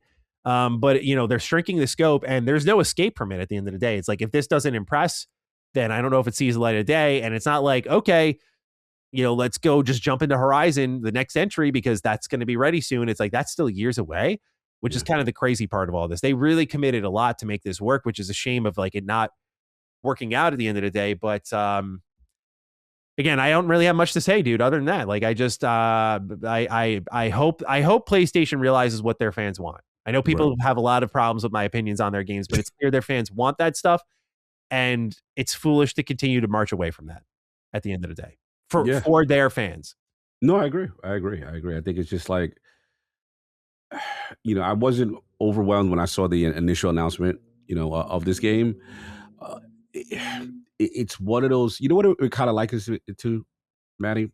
Marvel had this problem. And now they're trying to solve it with Avengers. And what I'm trying to say is just like Marvel's problem was they wanted Doctor Doom from historically, right, to always be the number one villain, the top grossing, whatever, right?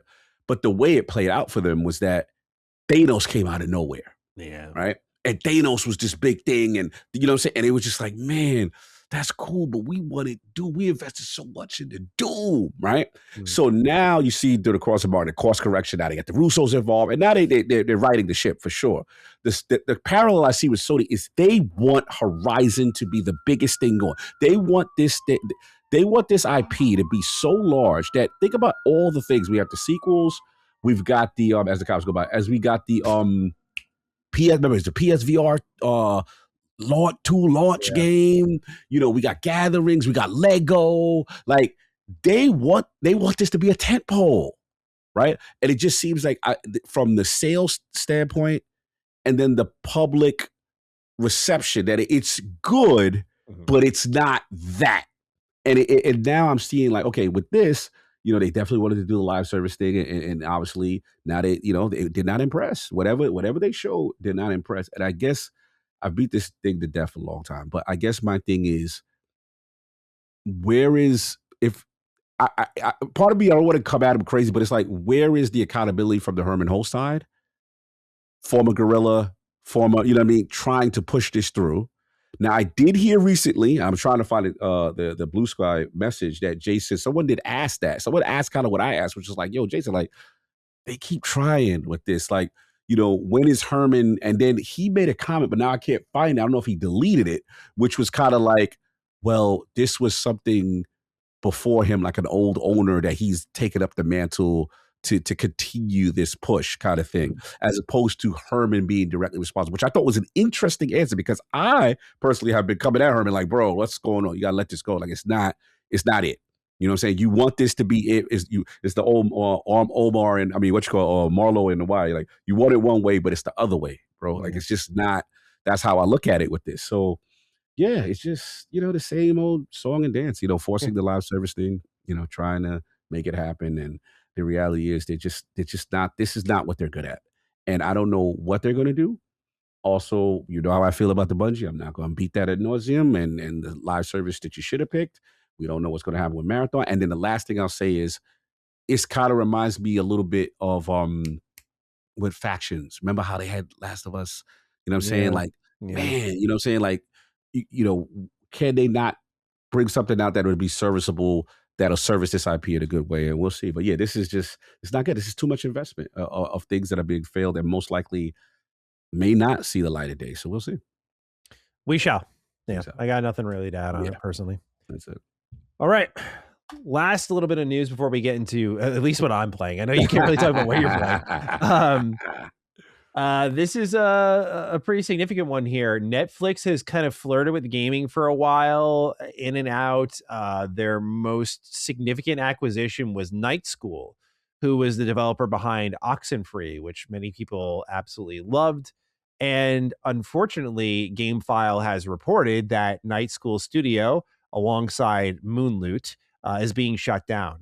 Netflix said it was doing so to prioritize games like kids games, party games, quote, story-driven fare, end quote, and games with mainstream hooks. A Netflix spokesperson said, we see an opportunity to be more focused in our execution, so we are making organizational changes to the business to match those priorities. The company is also cutting an unknown number of jobs from its internal games team. So they're kind of shifting a little bit away from games. Why I wanted to bring this up is not only because it's a really sad studio closure. I remember specifically Carrick loved Oxenfree. Oh, loved Oxenfree. He talked about it so many podcast episodes in a row. Nice. This is the team that Carrie Patel had left Obsidian to go join. She left in the middle of 2025 after Avowed and went over to Night School Studios, and she was there as a game director.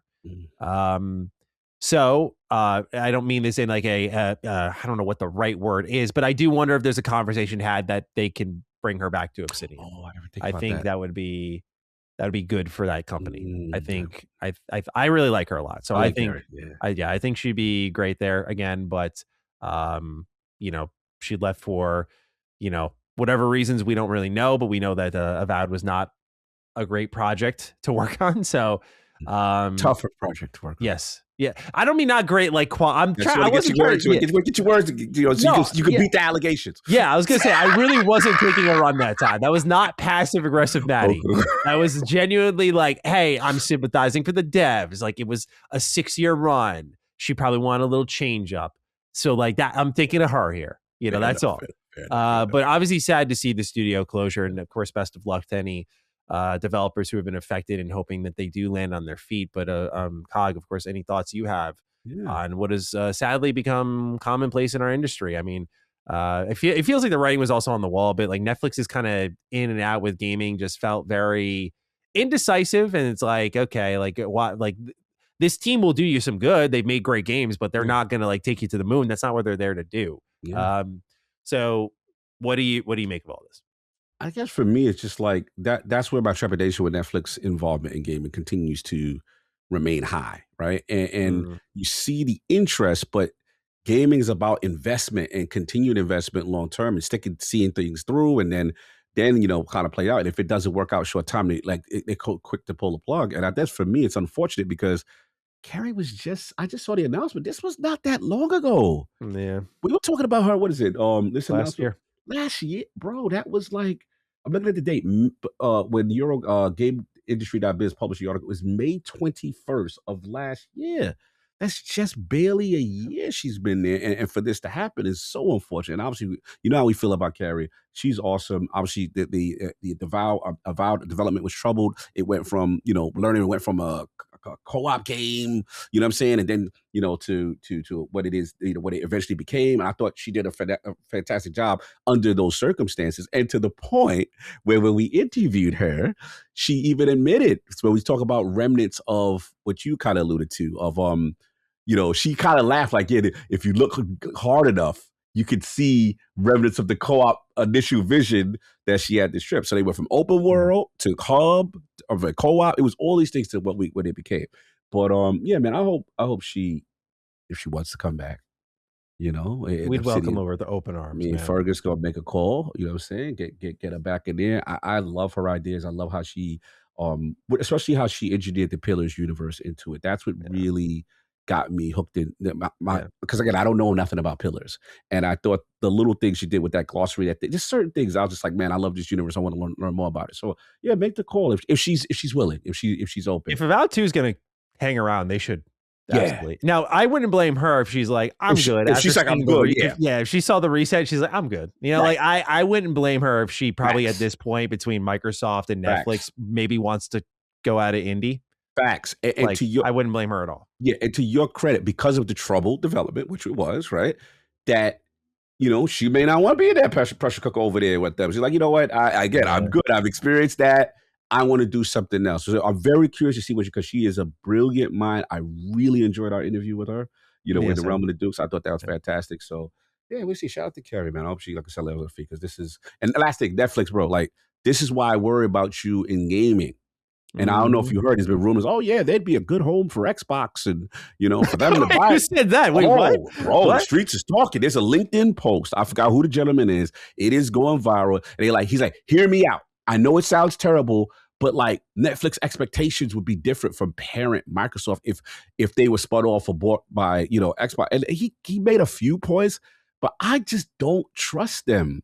They give me, no, I don't want to say embracer energy. That's too strong. But like, if it don't work, like, and here's the thing: there's nothing organic about that. Yeah, we've been through this before, man. We don't need any. We just need to get things right here. You guys can do your thing over there. Exactly, and I don't think there's enough things that they would even be interested in outside of like 3 properties, the bigger ones, and then they try to like burn it down apart. So I'm like, nah, I'm good. So that's where I'm at with it. Yeah. All right. Well, that's the news for now. We got some exciting stuff to end it on, but we'll dive into, I'll give you the stage, Cog. What have you been playing this week, man? Oh, man, I've been playing a lot that I can't talk about.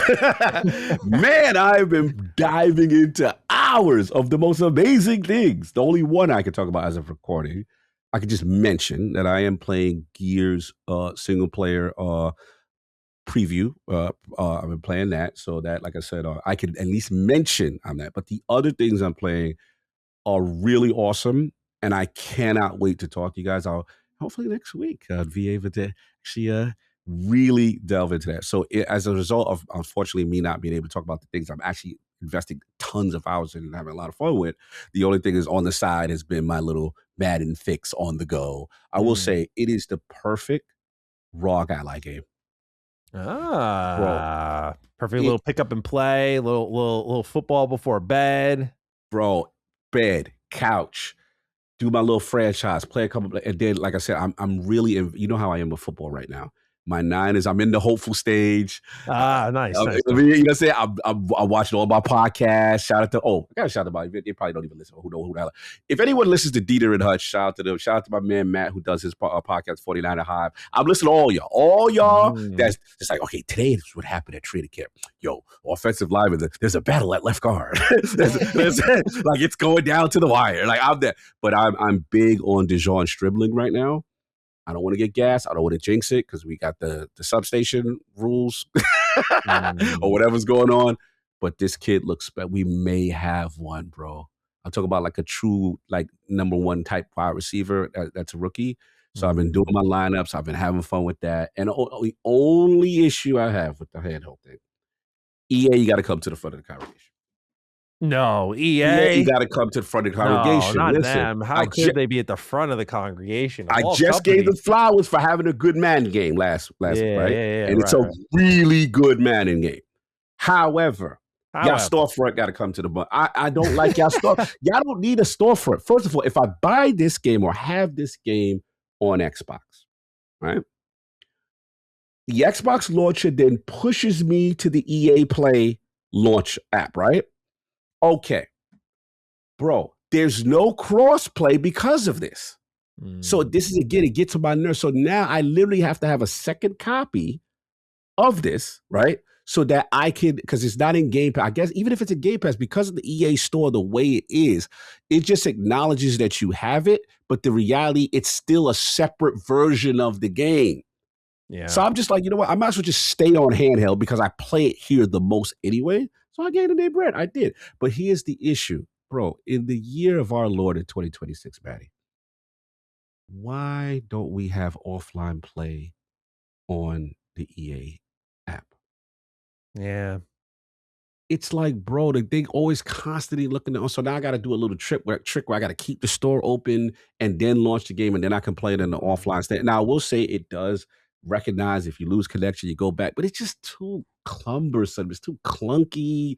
Bro, y'all don't need a store. Like, I just... Yeah, I'm just really, please. Yeah, like, just come on, bro. So it's just that kind of detracts from my experience, but it's the perfect pick up and go. I love playing it on my Ally, and I have been doing a lot of that. So that's been it. Next week, guys, I got some fun stuff to talk about. I cannot wait to talk to y'all next week. It's gonna be really cool to see what I've been playing, and we'll get into that. But it's a shorter one for this week because of the spot. Because I'm an NDA boy now. I'm an embargo boy right now. Yeah, I feel you. I got a couple myself, so I feel you. The main one, I was just like, damn.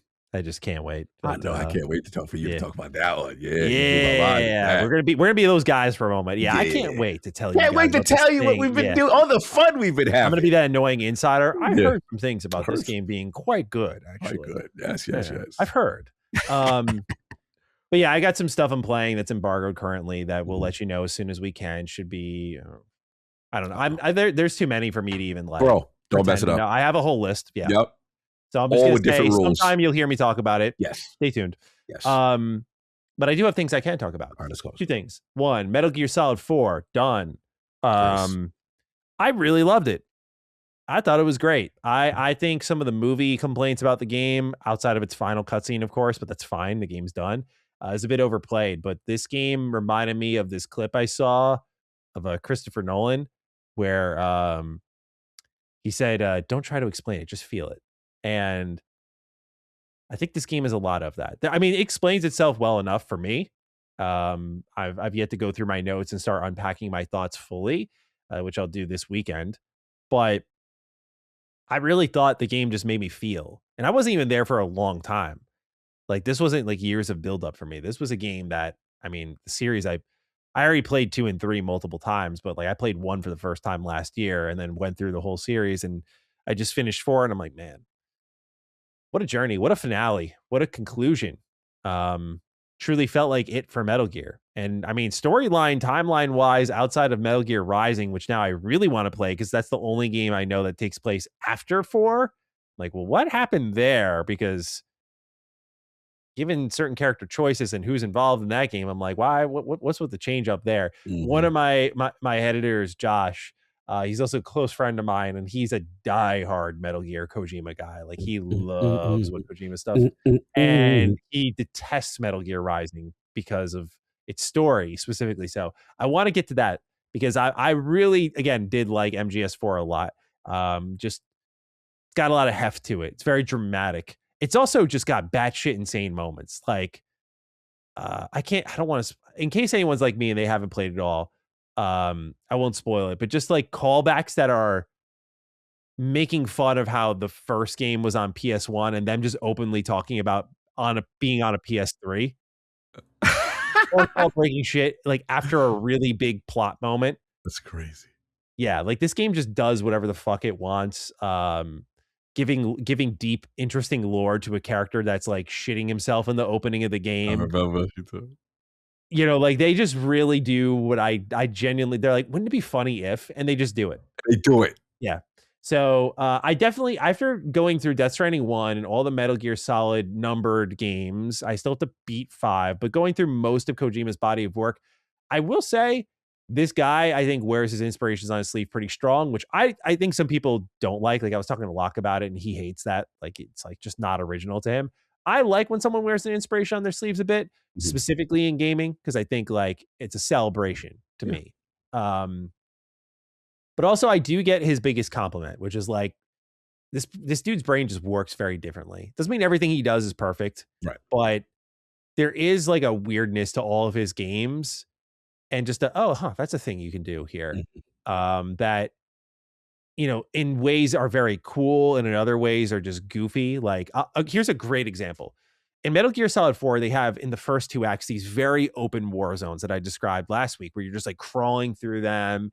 And enemies are shooting at one another, like different sides attacking each other. Helicopters are flying. It's very active. It's live. And you're crawling through it all using the Octo camo system. It's a fucking awesome thing to see now. And I can only imagine what it was like playing it on the PS3 back then. Meanwhile, I'll be talking to Rose, who is from MGS2. And if you have a 6-axis controller plugged in and you go like this with your controller, her boobs jiggle. And it's just like, all right, bro. Like, who in the room went like, got an idea? You know, it'd be hot if, yeah. Like, wouldn't this be funny if? You know, that's like, so. I'm not saying he's responsible for literally. Like, I don't try to put him on that pedestal where like every single decision that's ever been made about every single. That's just impossible. Like, he's not responsible for literally everything, but the games that he shapes, the things that he greenlights, like. He is a very different style director in AAA than anything we really see. And I definitely appreciate that a lot, especially with, you know, my complaints about some things can feel a little or look a little samey, generally speaking, not about one publisher, but just generally speaking in AAA. I really do appreciate having a AAA dev who's just kind of like even things like I saw in Death Stranding 1, like the Mario and Princess Beach. I'm like, that was the dumbest fucking shit I've ever heard, but I'll never forget it. And like, yeah, it doesn't do the game a good service, but it's still also like, I'll never forget. I don't forget his games. I do remember them. Yeah. They do stick with me. Oh, for sure. And I think his ability to have an impact is impressive. You know, for again, for you and I, we play a lot of games. We talk about a lot of games. There's a lot of in and out upstairs. Hell yeah. And the stickiness of his experiences is admirable. Very much so. Again, I don't agree with this every creative decision. There's plenty throughout the entire Metal Gear series that I'm just like, or just, you know, especially Death Stranding 1, I'm like, oh, there's some parts here that are fucking amazing, but there's some parts here I don't know what the hell you were doing. But like, yeah, like he's great. I know I'm late to that party, but I'm glad I started my journey with Death Stranding 1 and I was like, okay, I get it. Go back to the essence now. Yeah, and I went back to the essence. MGS1 I love. I think that's a masterpiece. That's a beautiful, beautiful video game. Perfect message, well executed. Love the gameplay, the music, just art, codec sequences, very thought-provoking. MGS2 is also excellent. Just really, it's the second half. The first half is fine, but the second half is just like packed with some of the best writing I've ever seen in a game. And then specifically, I should say the ending is where the best writing is. And then I'm not as big of a fan of MGS3 as others, but I like it. Okay. I like it, but I'm not like, to me, if I were to rank them, it'd be like 1, 2, 4, 3. Okay. All games great, right? But I don't like 3 as much as others. As much as everyone else. Yeah, 3 people love. Oh yeah, hard for it 3. feels the most out of everything I played from his catalog. It felt the most you had to be there in the moment. Got it. I see what you're saying. Yeah. So maybe it loses that as we play just a little bit. Like it doesn't lose in that. Oh, this is not impressive, but the things that are impressive about it were so iterated upon. It's kind of, I call it the Chrono Trigger effect. Yeah. A lot of things that make that game special have been copied still to this day. So that's what makes the game impressive. But also like when you go back to it for the first time, it's like, yeah, these are a lot of things I already know. Right. And there's just the novelty of like, this is the first time people did this. Yes, that's a good call out. And so with MGS3, it feels like a lot of that. Where MGS4, like the open and active war zones, I'm like 95% of games aren't this dynamic and this active with the world around you as you're trying to stealth through like this many systems active at once. It's just not like that. So it ages better, in my opinion, just a little bit. MGS4 is definitely a little messy though. Some rushed character moments, but anyway, played that, beat that, love that. Nice. And then I went back to one of my goats. I've seen this on the list. Yeah. 2.0 has arrived for TMNT Splintered Fate. So they've been gradually updating this game for the last 2 years over at the developer's name is Super Evil Megacorp. You gotta love that. Yes. Even funnier, I should actually clarify this. They are sponsoring a video for me for this update.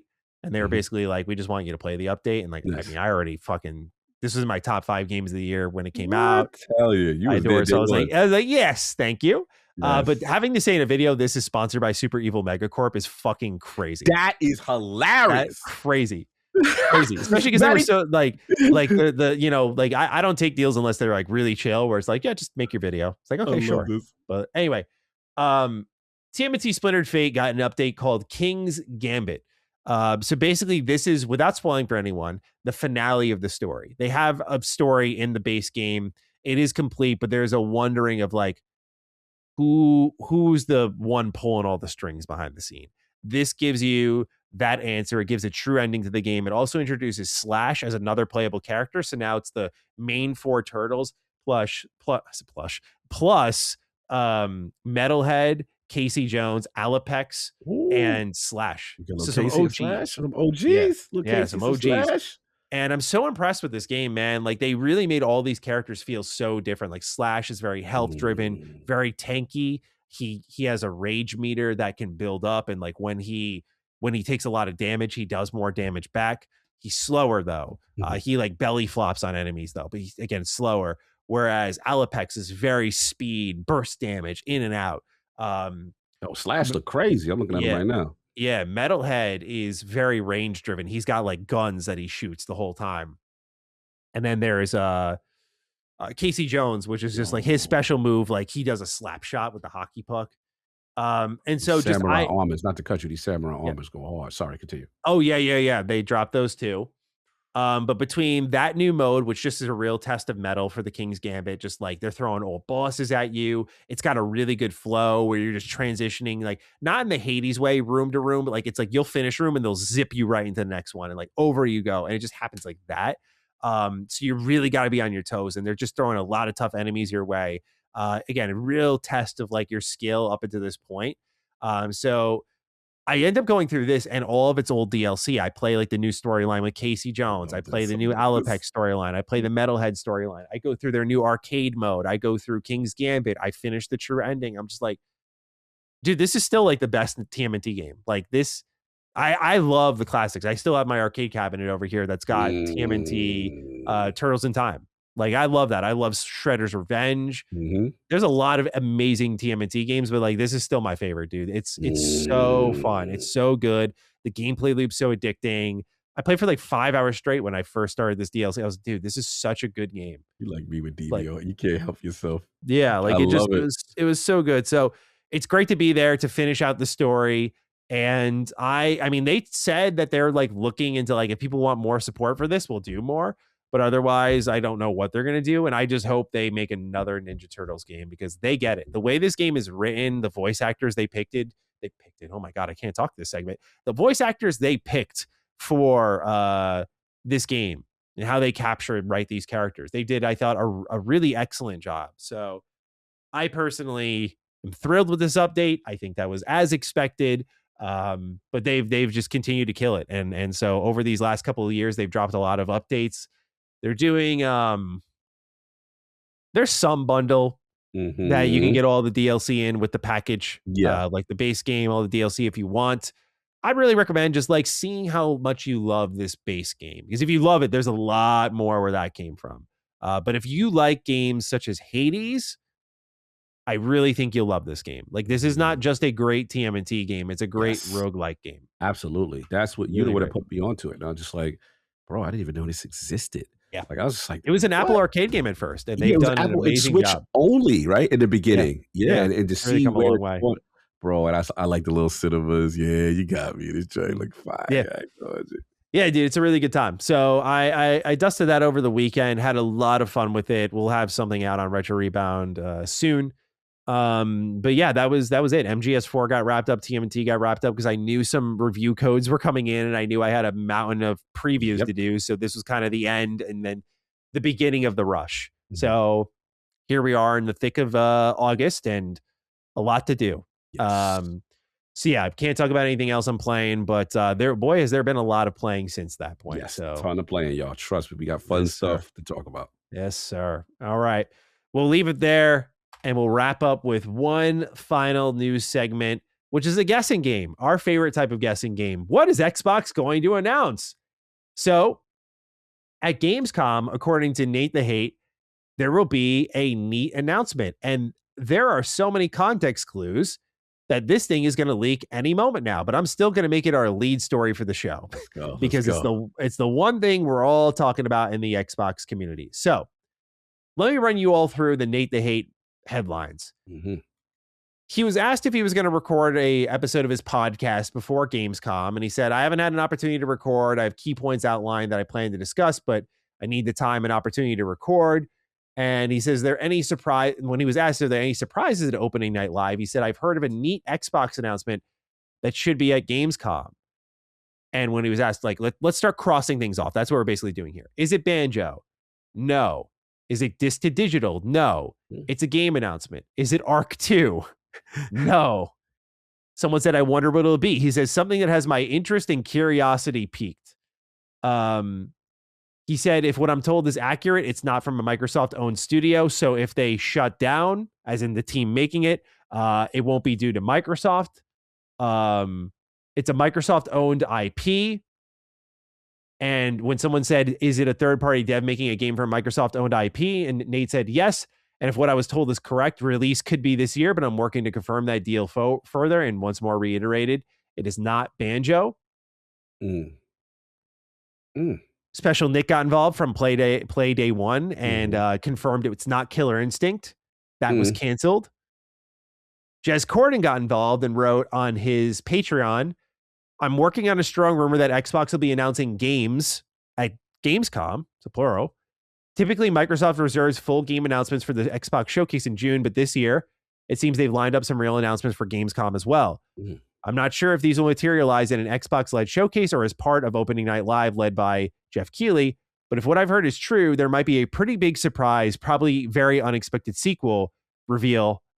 And once more, Jez says it's not Banjo.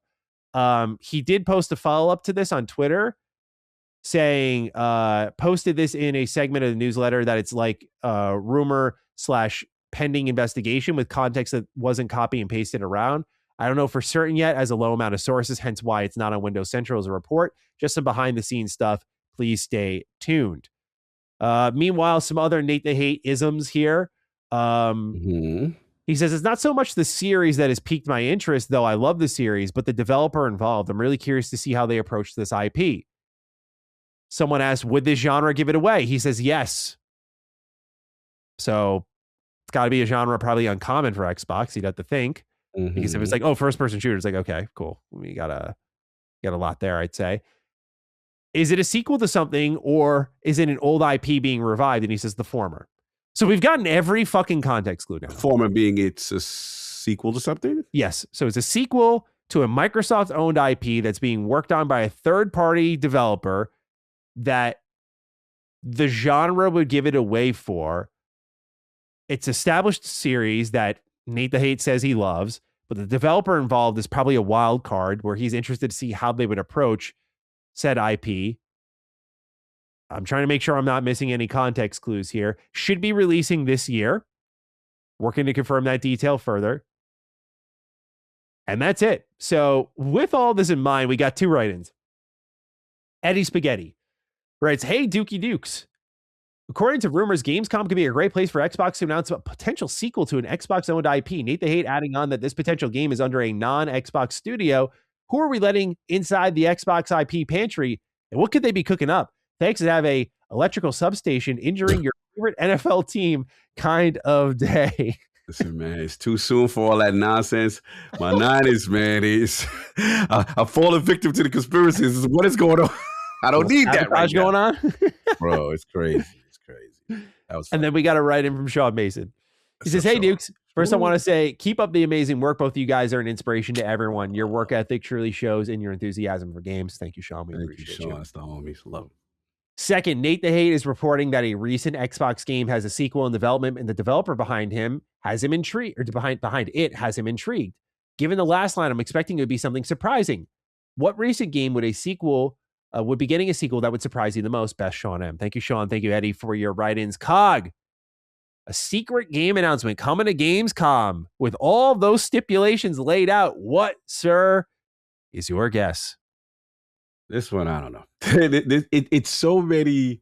I've heard things for sure, but it's like, I don't want to jump out the window on things I heard, but it's just like, I'll tell you what I wanted, but it doesn't qualify. I was like, I know exactly what you're going to say. Go ahead. Say it for both of us. Bro, Rise Son of Rome Rise Son of Rome. Yeah. You break the internet for us OGs, right? Yeah. That's the first thing that came to mind. I was like, please. And I was like, this, because the story just came out. They're like, Xbox wanted to own the IP, but Crytek wouldn't let them. So I'm like, fuck, man. Damn, this is a long-term play that's biting us now. I'm like, bro, you cooking. I'm like, this is it. We ready, Marius. Come home, baby. Yeah. Come home, Marius. Oh, he's got the day one. Yes, bro. Like, I was ready. Bro, I ain't gonna hold you. If Asha did this, I ain't going for she'd have my up-nine fealty for about 2-3 years. Like, she could do no wrong for 2-3 years. I give her a pass or any. I can understand that. Yeah, you get a 2-year, but you bring Rise to the road. I was like, but it don't qualify. So I'm just sitting. I'm looking at their IPs. I'm like, okay,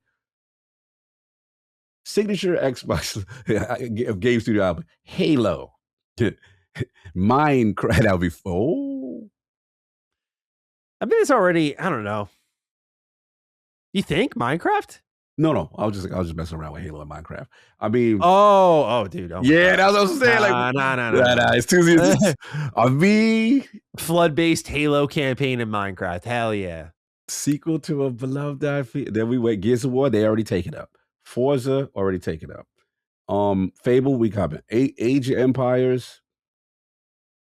That's not going to get. Why would NateTheHate be interested? You know what I'm saying? This is something that he's basing this on his taste, which is the shitty part of this rumor. It's like, I don't know what the fuck this guy likes. Sea of Thieves. Yeah, that could be kind of interesting. Sea of Thieves. Sea of Thieves 2, though, because he's calling it a sequel. Sea of Thieves 2. People want it by not Rare. True. What the hell is Rare? I didn't think about that. Yeah. But then Rare been sus out here in these streets. We don't know what they doing. You know. Yeah, I mean, there is that. Yeah, they need to do something. They need to do something, and I don't know. But to take them off of it would be kind of wild. State of Decay. We already know what the situation is. That, you know what I'm saying. Then it gets down to the Bethesda IPs, right? It's just Elder Scrolls. We know what's going on. Fallout. We know what's going on. Doom is on ice right now until they just finished. Wolfenstein. See, the thing is, I feel like the Bethesda stuff don't really qualify. Yeah. So that too, yeah. Then we get down to the Activision bag, right? This is tough, man. This is a Microsoft-owned IP. I'm really at a loss. The fact that everyone's talking about it, it has some form of, whatever this IP is, has some form of cachet, has some form of love that people are like, yeah, it would be really interesting if this came back. And the stuff that I like, I couldn't really think about. Do you have any suggestions, sir? Okay, so my head too went to the Xbox One era. That feels like we didn't have you then, but we had some good games. You know, I dreamt for a little of a Sunset Overdrive too, but PlayStation's got that. And as they should, PlayStation, you got to gift your audience that game. I mean, that would come on, man. That is in the building. What's up, dude? Oh, so good. I dreamt of that a little bit, like you. Rise, Son of Rome came to mind. I was thinking Killer Instinct. I'm like, it's got to be something from this era. So, one clue that really stood out to me. There's a couple that come to mind, but the one clue that really stood out to me was the genre. Okay. Like, if you heard the genre, you would probably know, right? So I'm thinking, like, if someone said Xbox first-person shooter, I think Halo, right? Right. If someone said Xbox RTS, I'm thinking Halo Wars, maybe. Right. Genre, like, that's a narrow pool. Like that and Age of Empire, like, you know, like these games kind of fall into that sort of area. Yeah. So it's like, okay, that's a narrow pool. But what are the narrowest of pools for Xbox? If I heard Xbox genre title, Xbox Metroidvania.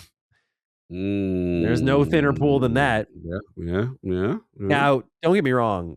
Ori 3, because it's a sequel. That's what he's saying. It's a sequel. Ori 3 without Moon Studios, you know, because it seems like they are kind of wrapped up in, I mean, they seem to be interested in an Ori 3, like they had an idea for it, but I was reading some old articles and a lot of the Moon Studio staff was like, yeah, we kind of like ended in a place we're really happy with it. We don't know if it needs a 3. So I would be so surprised with all the dead IP that Xbox has on hand, right? That they reached into that vault and they were like, hey, yeah, Ori 3.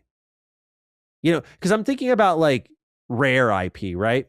Not in the literal sense, but like rareware. Like we're talking, you know, again, we heard there's no Banjo, which that would have been my first guess as well. The immediate point before it got shut down, I was like, oh, okay, like this is it. Like people have been, if there was any indication that they needed to do Banjo, it's the fact that every rumor has to shut down Banjo. Yes, everybody likes fucking Banjo game. But it's like there's still Conquer. Yeah. Which would be wild and out of nowhere. Jet Force Gemini, I guess. There's a lot of rare IP that I'm forgetting one of them that came to mind. Let me look it up. Hold on. Rare. Let's see here. They had Perfect Dark was one they were doing. Conquer, Banjo, Battletoads. Viva Pinata. Sorry, that's what it was. That's been untouched for a while. But I don't know, like it's also this kind of fits the mold of a game that got like a recent entry. You know, Ori, Will the Wisp was like what 20 amazing 20, game. I want to say. Was it 2019 or 2020? Been a while. Hold on. Will the Wisp release date. Let's see if this... I remember covering that. Yeah, 2020. I was just pre-COVID, really. Yeah, I remember that. I remember I played this shit, but like I didn't remember.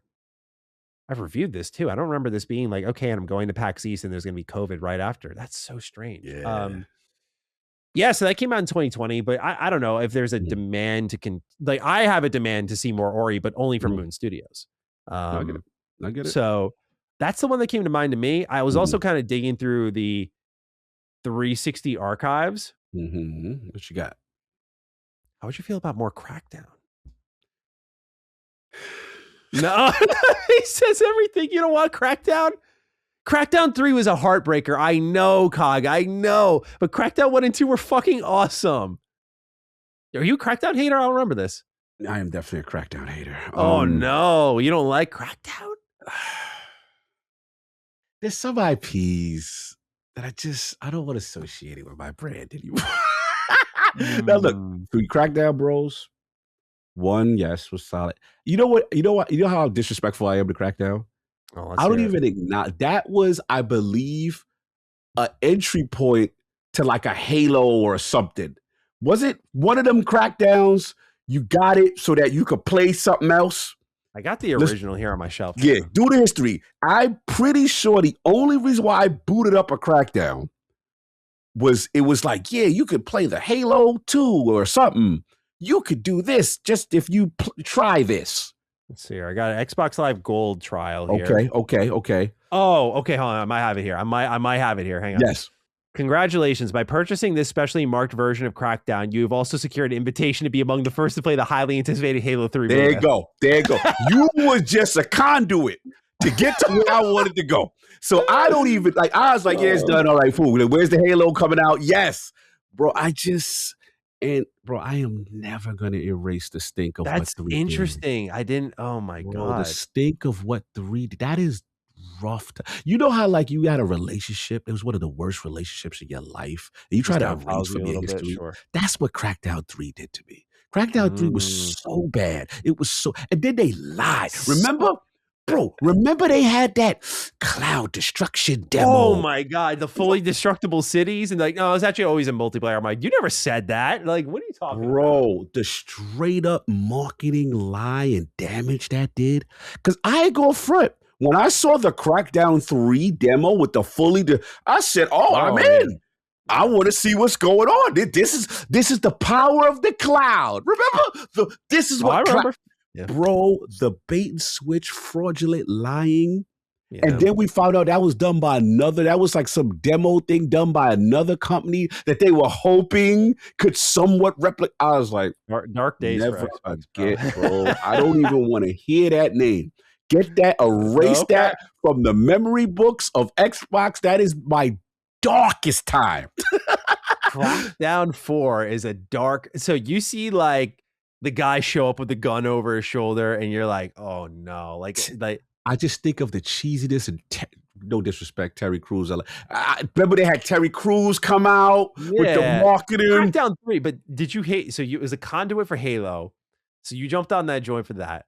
Mm-hmm. Have you ever played a little Crackdown, like 1 and 2? No, the first one was okay. It was okay. Yeah. It was okay. Yeah, you don't want to see that come back though. It's done its thing. It's a bad time. I don't want to see. It's that X that you don't want to see. Mm-hmm. It's like I like the description. Yeah. We had our time. It was good for that little hot moment, but you were crazy and you're nuts. You give me trauma. That's what it is. Crackdown gives me trauma. I don't want to associate the Xbox with that. I'm sorry, bro. For y'all that truly love this game, and I don't truly love it. I just think it'd be a fun one for sure. Like an Xbox in a better era, like. It's hard to say. Like Asha Sharma year has really done a number to my brain, as you can tell. I'd like to envision that a Crackdown could be better with this new initiative here. The Crackdown represents everything that I hate and traumatized me about the Xbox One. That's what Crackdown. Yeah. It's too deep, bro. I try. You see, you were giving. I had erased that from my memory. I forgot it existed. I cleansed myself. I went to therapy. For Crackdown, I get. Bro, I got teased for Crackdown. They're like, "Yo, your system, you play Crackdown, bro? We're playing Spider-Man. We're playing God of War. Yeah, you're playing Crackdown." Yeah, once you bring the time period into it and like what kind of heater PlayStation 4 was on at that point. Like, I mean, at that point, I was off and I was on PlayStation predominantly because I was like, "This is where the great games are." Yeah. So I was a trader, but like. Yeah, dude. Like I was not. I did boot it up for Crackdown 3. Did I do a review for Crackdown 3? I don't. Crackdown is such dark times. Like that's what we was going. We see what was booting up on our dashboard. You want to hear my title for this review? I did review this game. What's your title? I wrote Crackdown 3 review: a heroic return or a villainous letdown.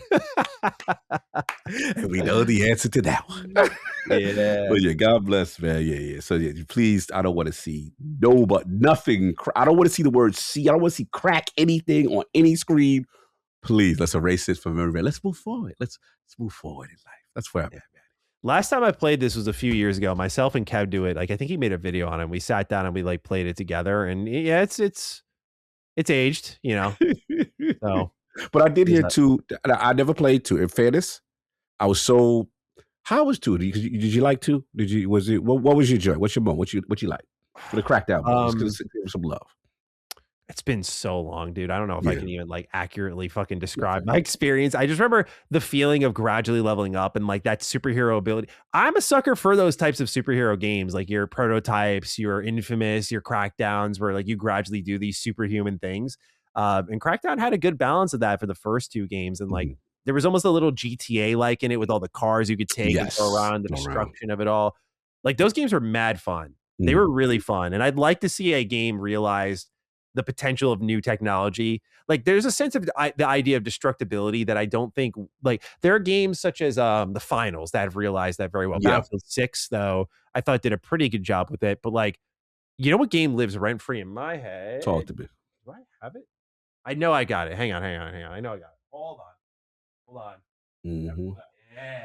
What you got? This bad boy. Did you ever play Red Faction Guerrilla? That seems very familiar. I feel like this is the remaster. Mm. This is the game where everything is destructible. Like they had their environmental artists go to like a class to study architecture, to study like how buildings were built, so that they knew how they'd realistically collapse when certain things would give way. Okay. And it is still to this day, I think, like the best destruction gameplay. I remember playing this in high school. Wow. And just like, it's a huge 360 memory for me. So I look at that game and how well realized that was. You know? And I don't know, Cog. I just think a little bit about what Crackdown with actual destruction could do. So I wonder about that.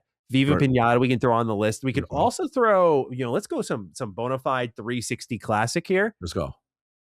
Well, Lost Odyssey 2. See, now you're talking. See, now we will let that we want to talk gold in there. We want to talk about we want to talk good shit. Yeah. Let's talk about the peak of what could have been that. Oh, that's nice. I like that. Yeah. I feel like, I don't know though. Like if again, going back to genre, because like Crackdown probably isn't fit. Because if he said like third person action game or something like that, I think that's how you'd describe it. Like I imagine open world action game like that doesn't really, that could fit a number of things under Xbox's kind of history, but that's true. Like if we're talking dead giveaways, if he said Metroidvania, I'm like, oh yeah. You know what it is. But if you heard RTS, I think that could also be it. Because again, I'm thinking like Halo Wars 3. Could we be saved in this year? I mean, wait a minute. I just thought it was a Microsoft owned IP. What was the other criteria again?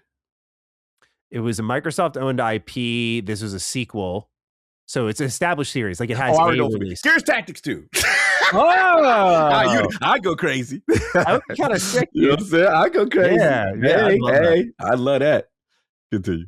It was a owned IP. A third party dev is making it. It could come out this year. So whatever it is has been quietly made. Yeah, it's been made, and it's been. It is interesting. It's been. This is giving me Ninja Gaiden 4 feelings, bro. Yeah, this is like magical can happen here. Like I don't know. Whatever this is it's magical because it clearly has a fan base. It clearly has people that have interest, and the fact that it's genre giveaway. I don't know. What are you gonna see? I like your suggestion though. I think if it's that, if it's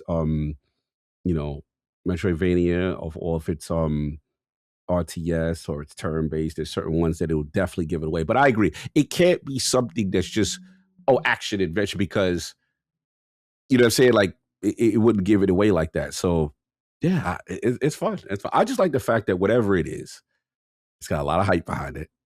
Nate seems excited, right? Yeah. And Do you think this could be under Activision?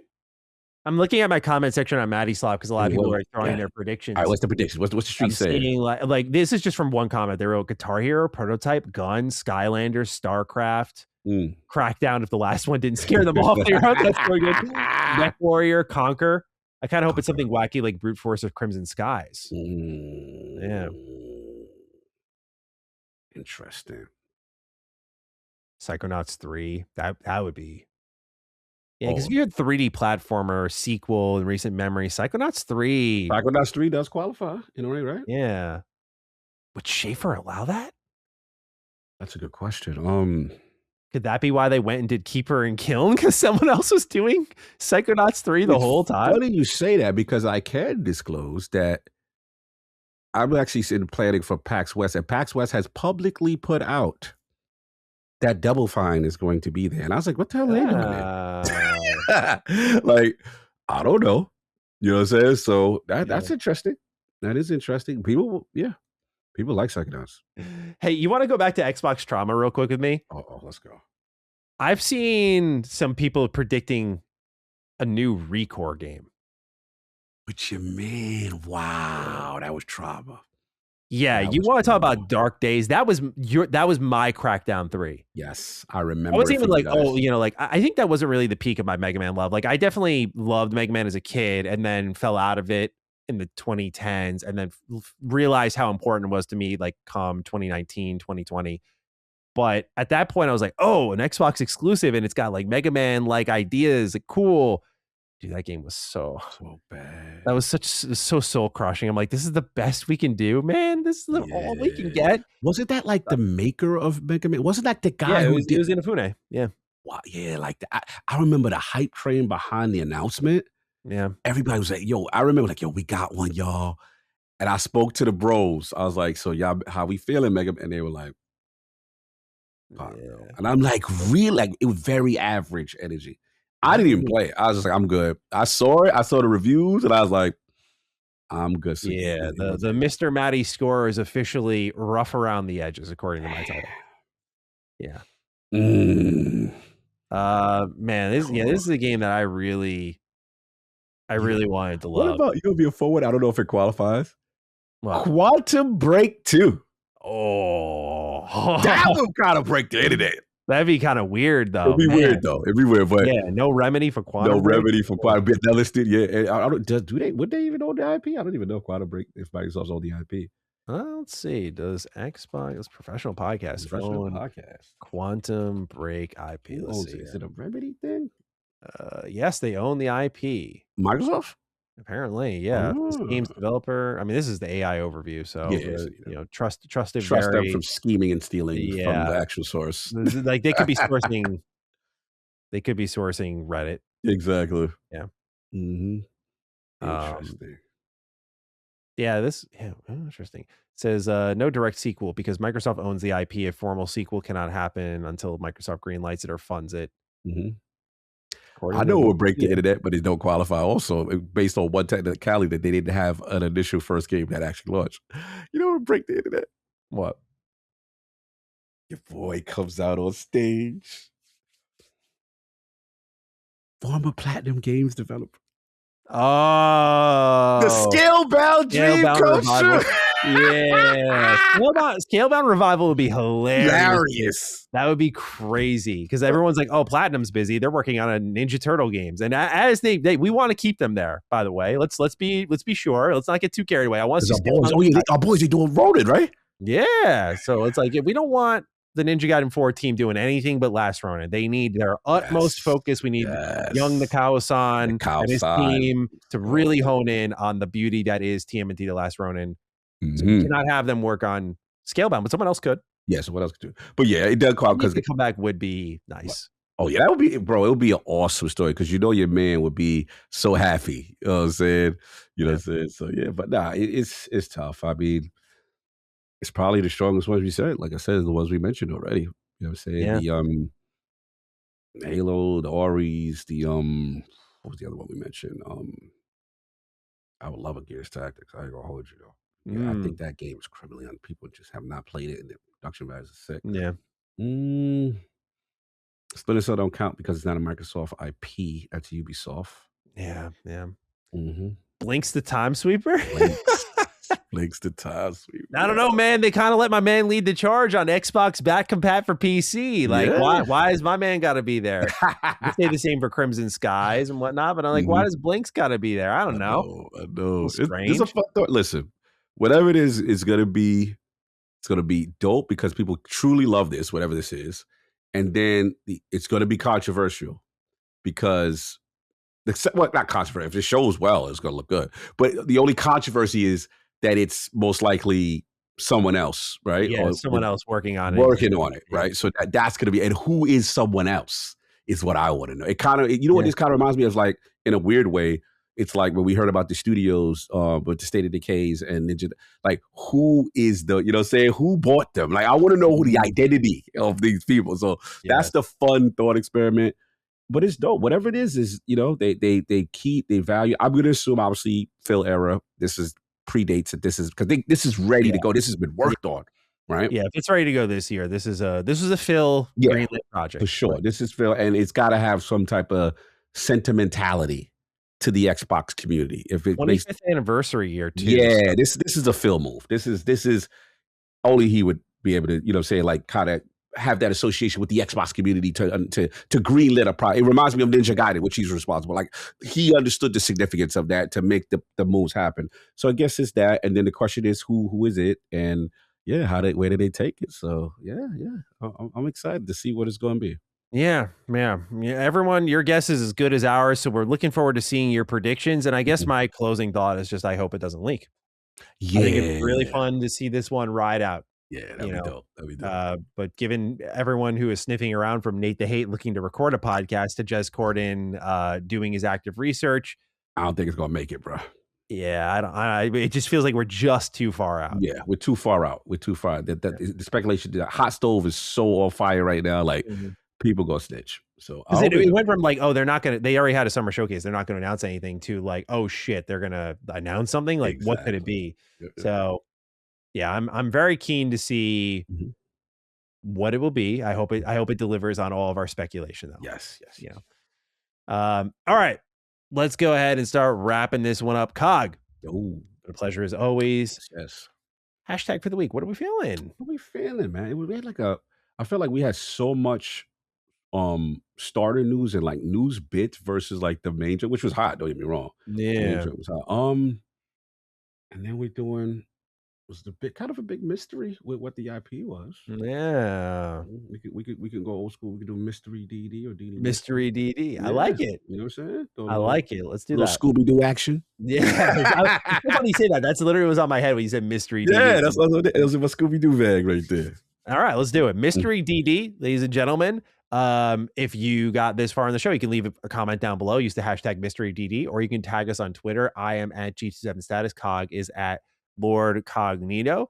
We really do look forward to reading what you write to us. We do read it all. So please fire away. Again, hashtag mystery DD, so we know what episode you were listening to. Otherwise, Cog, any closing thoughts as we get on out here? And next time we do something like this, we'll be in the same room. Yes. Excited, man. Excited to see you in another country, which is kind of funny. We see each other more in other places sometimes, which is kind of funny. It's just a weird coincidence based on what we do. But I'm excited about that. And then just shout out to everybody in the realm of the Dukes. I know I haven't been as active in the Discord and stuff. There's a lot going on in life and stuff going on, but appreciate all the positive messages and people that hit me up. I'm getting a lot of behind the scenes messages from people like, hey, man, they find me or stuff like that. And you'd be surprised who listens to Defining Duke. That's what Maddie, the love.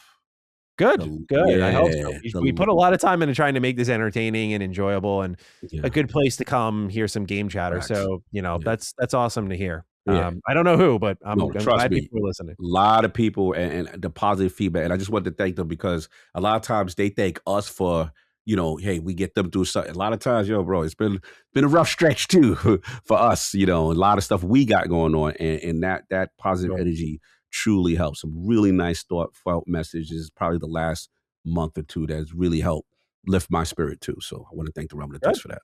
Awesome, dude. Mm-hmm. Hell yeah. Well, thank you to those who are listening. We do appreciate you all a lot. And we're looking forward to continuing to serve you forevermore. Yes. We're going to do this podcast until we're dead. Ladies and gentlemen, we appreciate you. And we'll talk real soon. Again, hashtag mystery DD in the comments down below or on Twitter. And we'll catch you for episode 295 next week. Peace. Defining Duke, an Xbox podcast, is a product and trademark of Last Stand Media and Colin's Last Stand LLC, and is recorded from the United States of America. The show is conceived by Matthew Mr. Matty Plays Schroeder and me, Colin Moriarty, and is written and produced by Matthew Schroeder.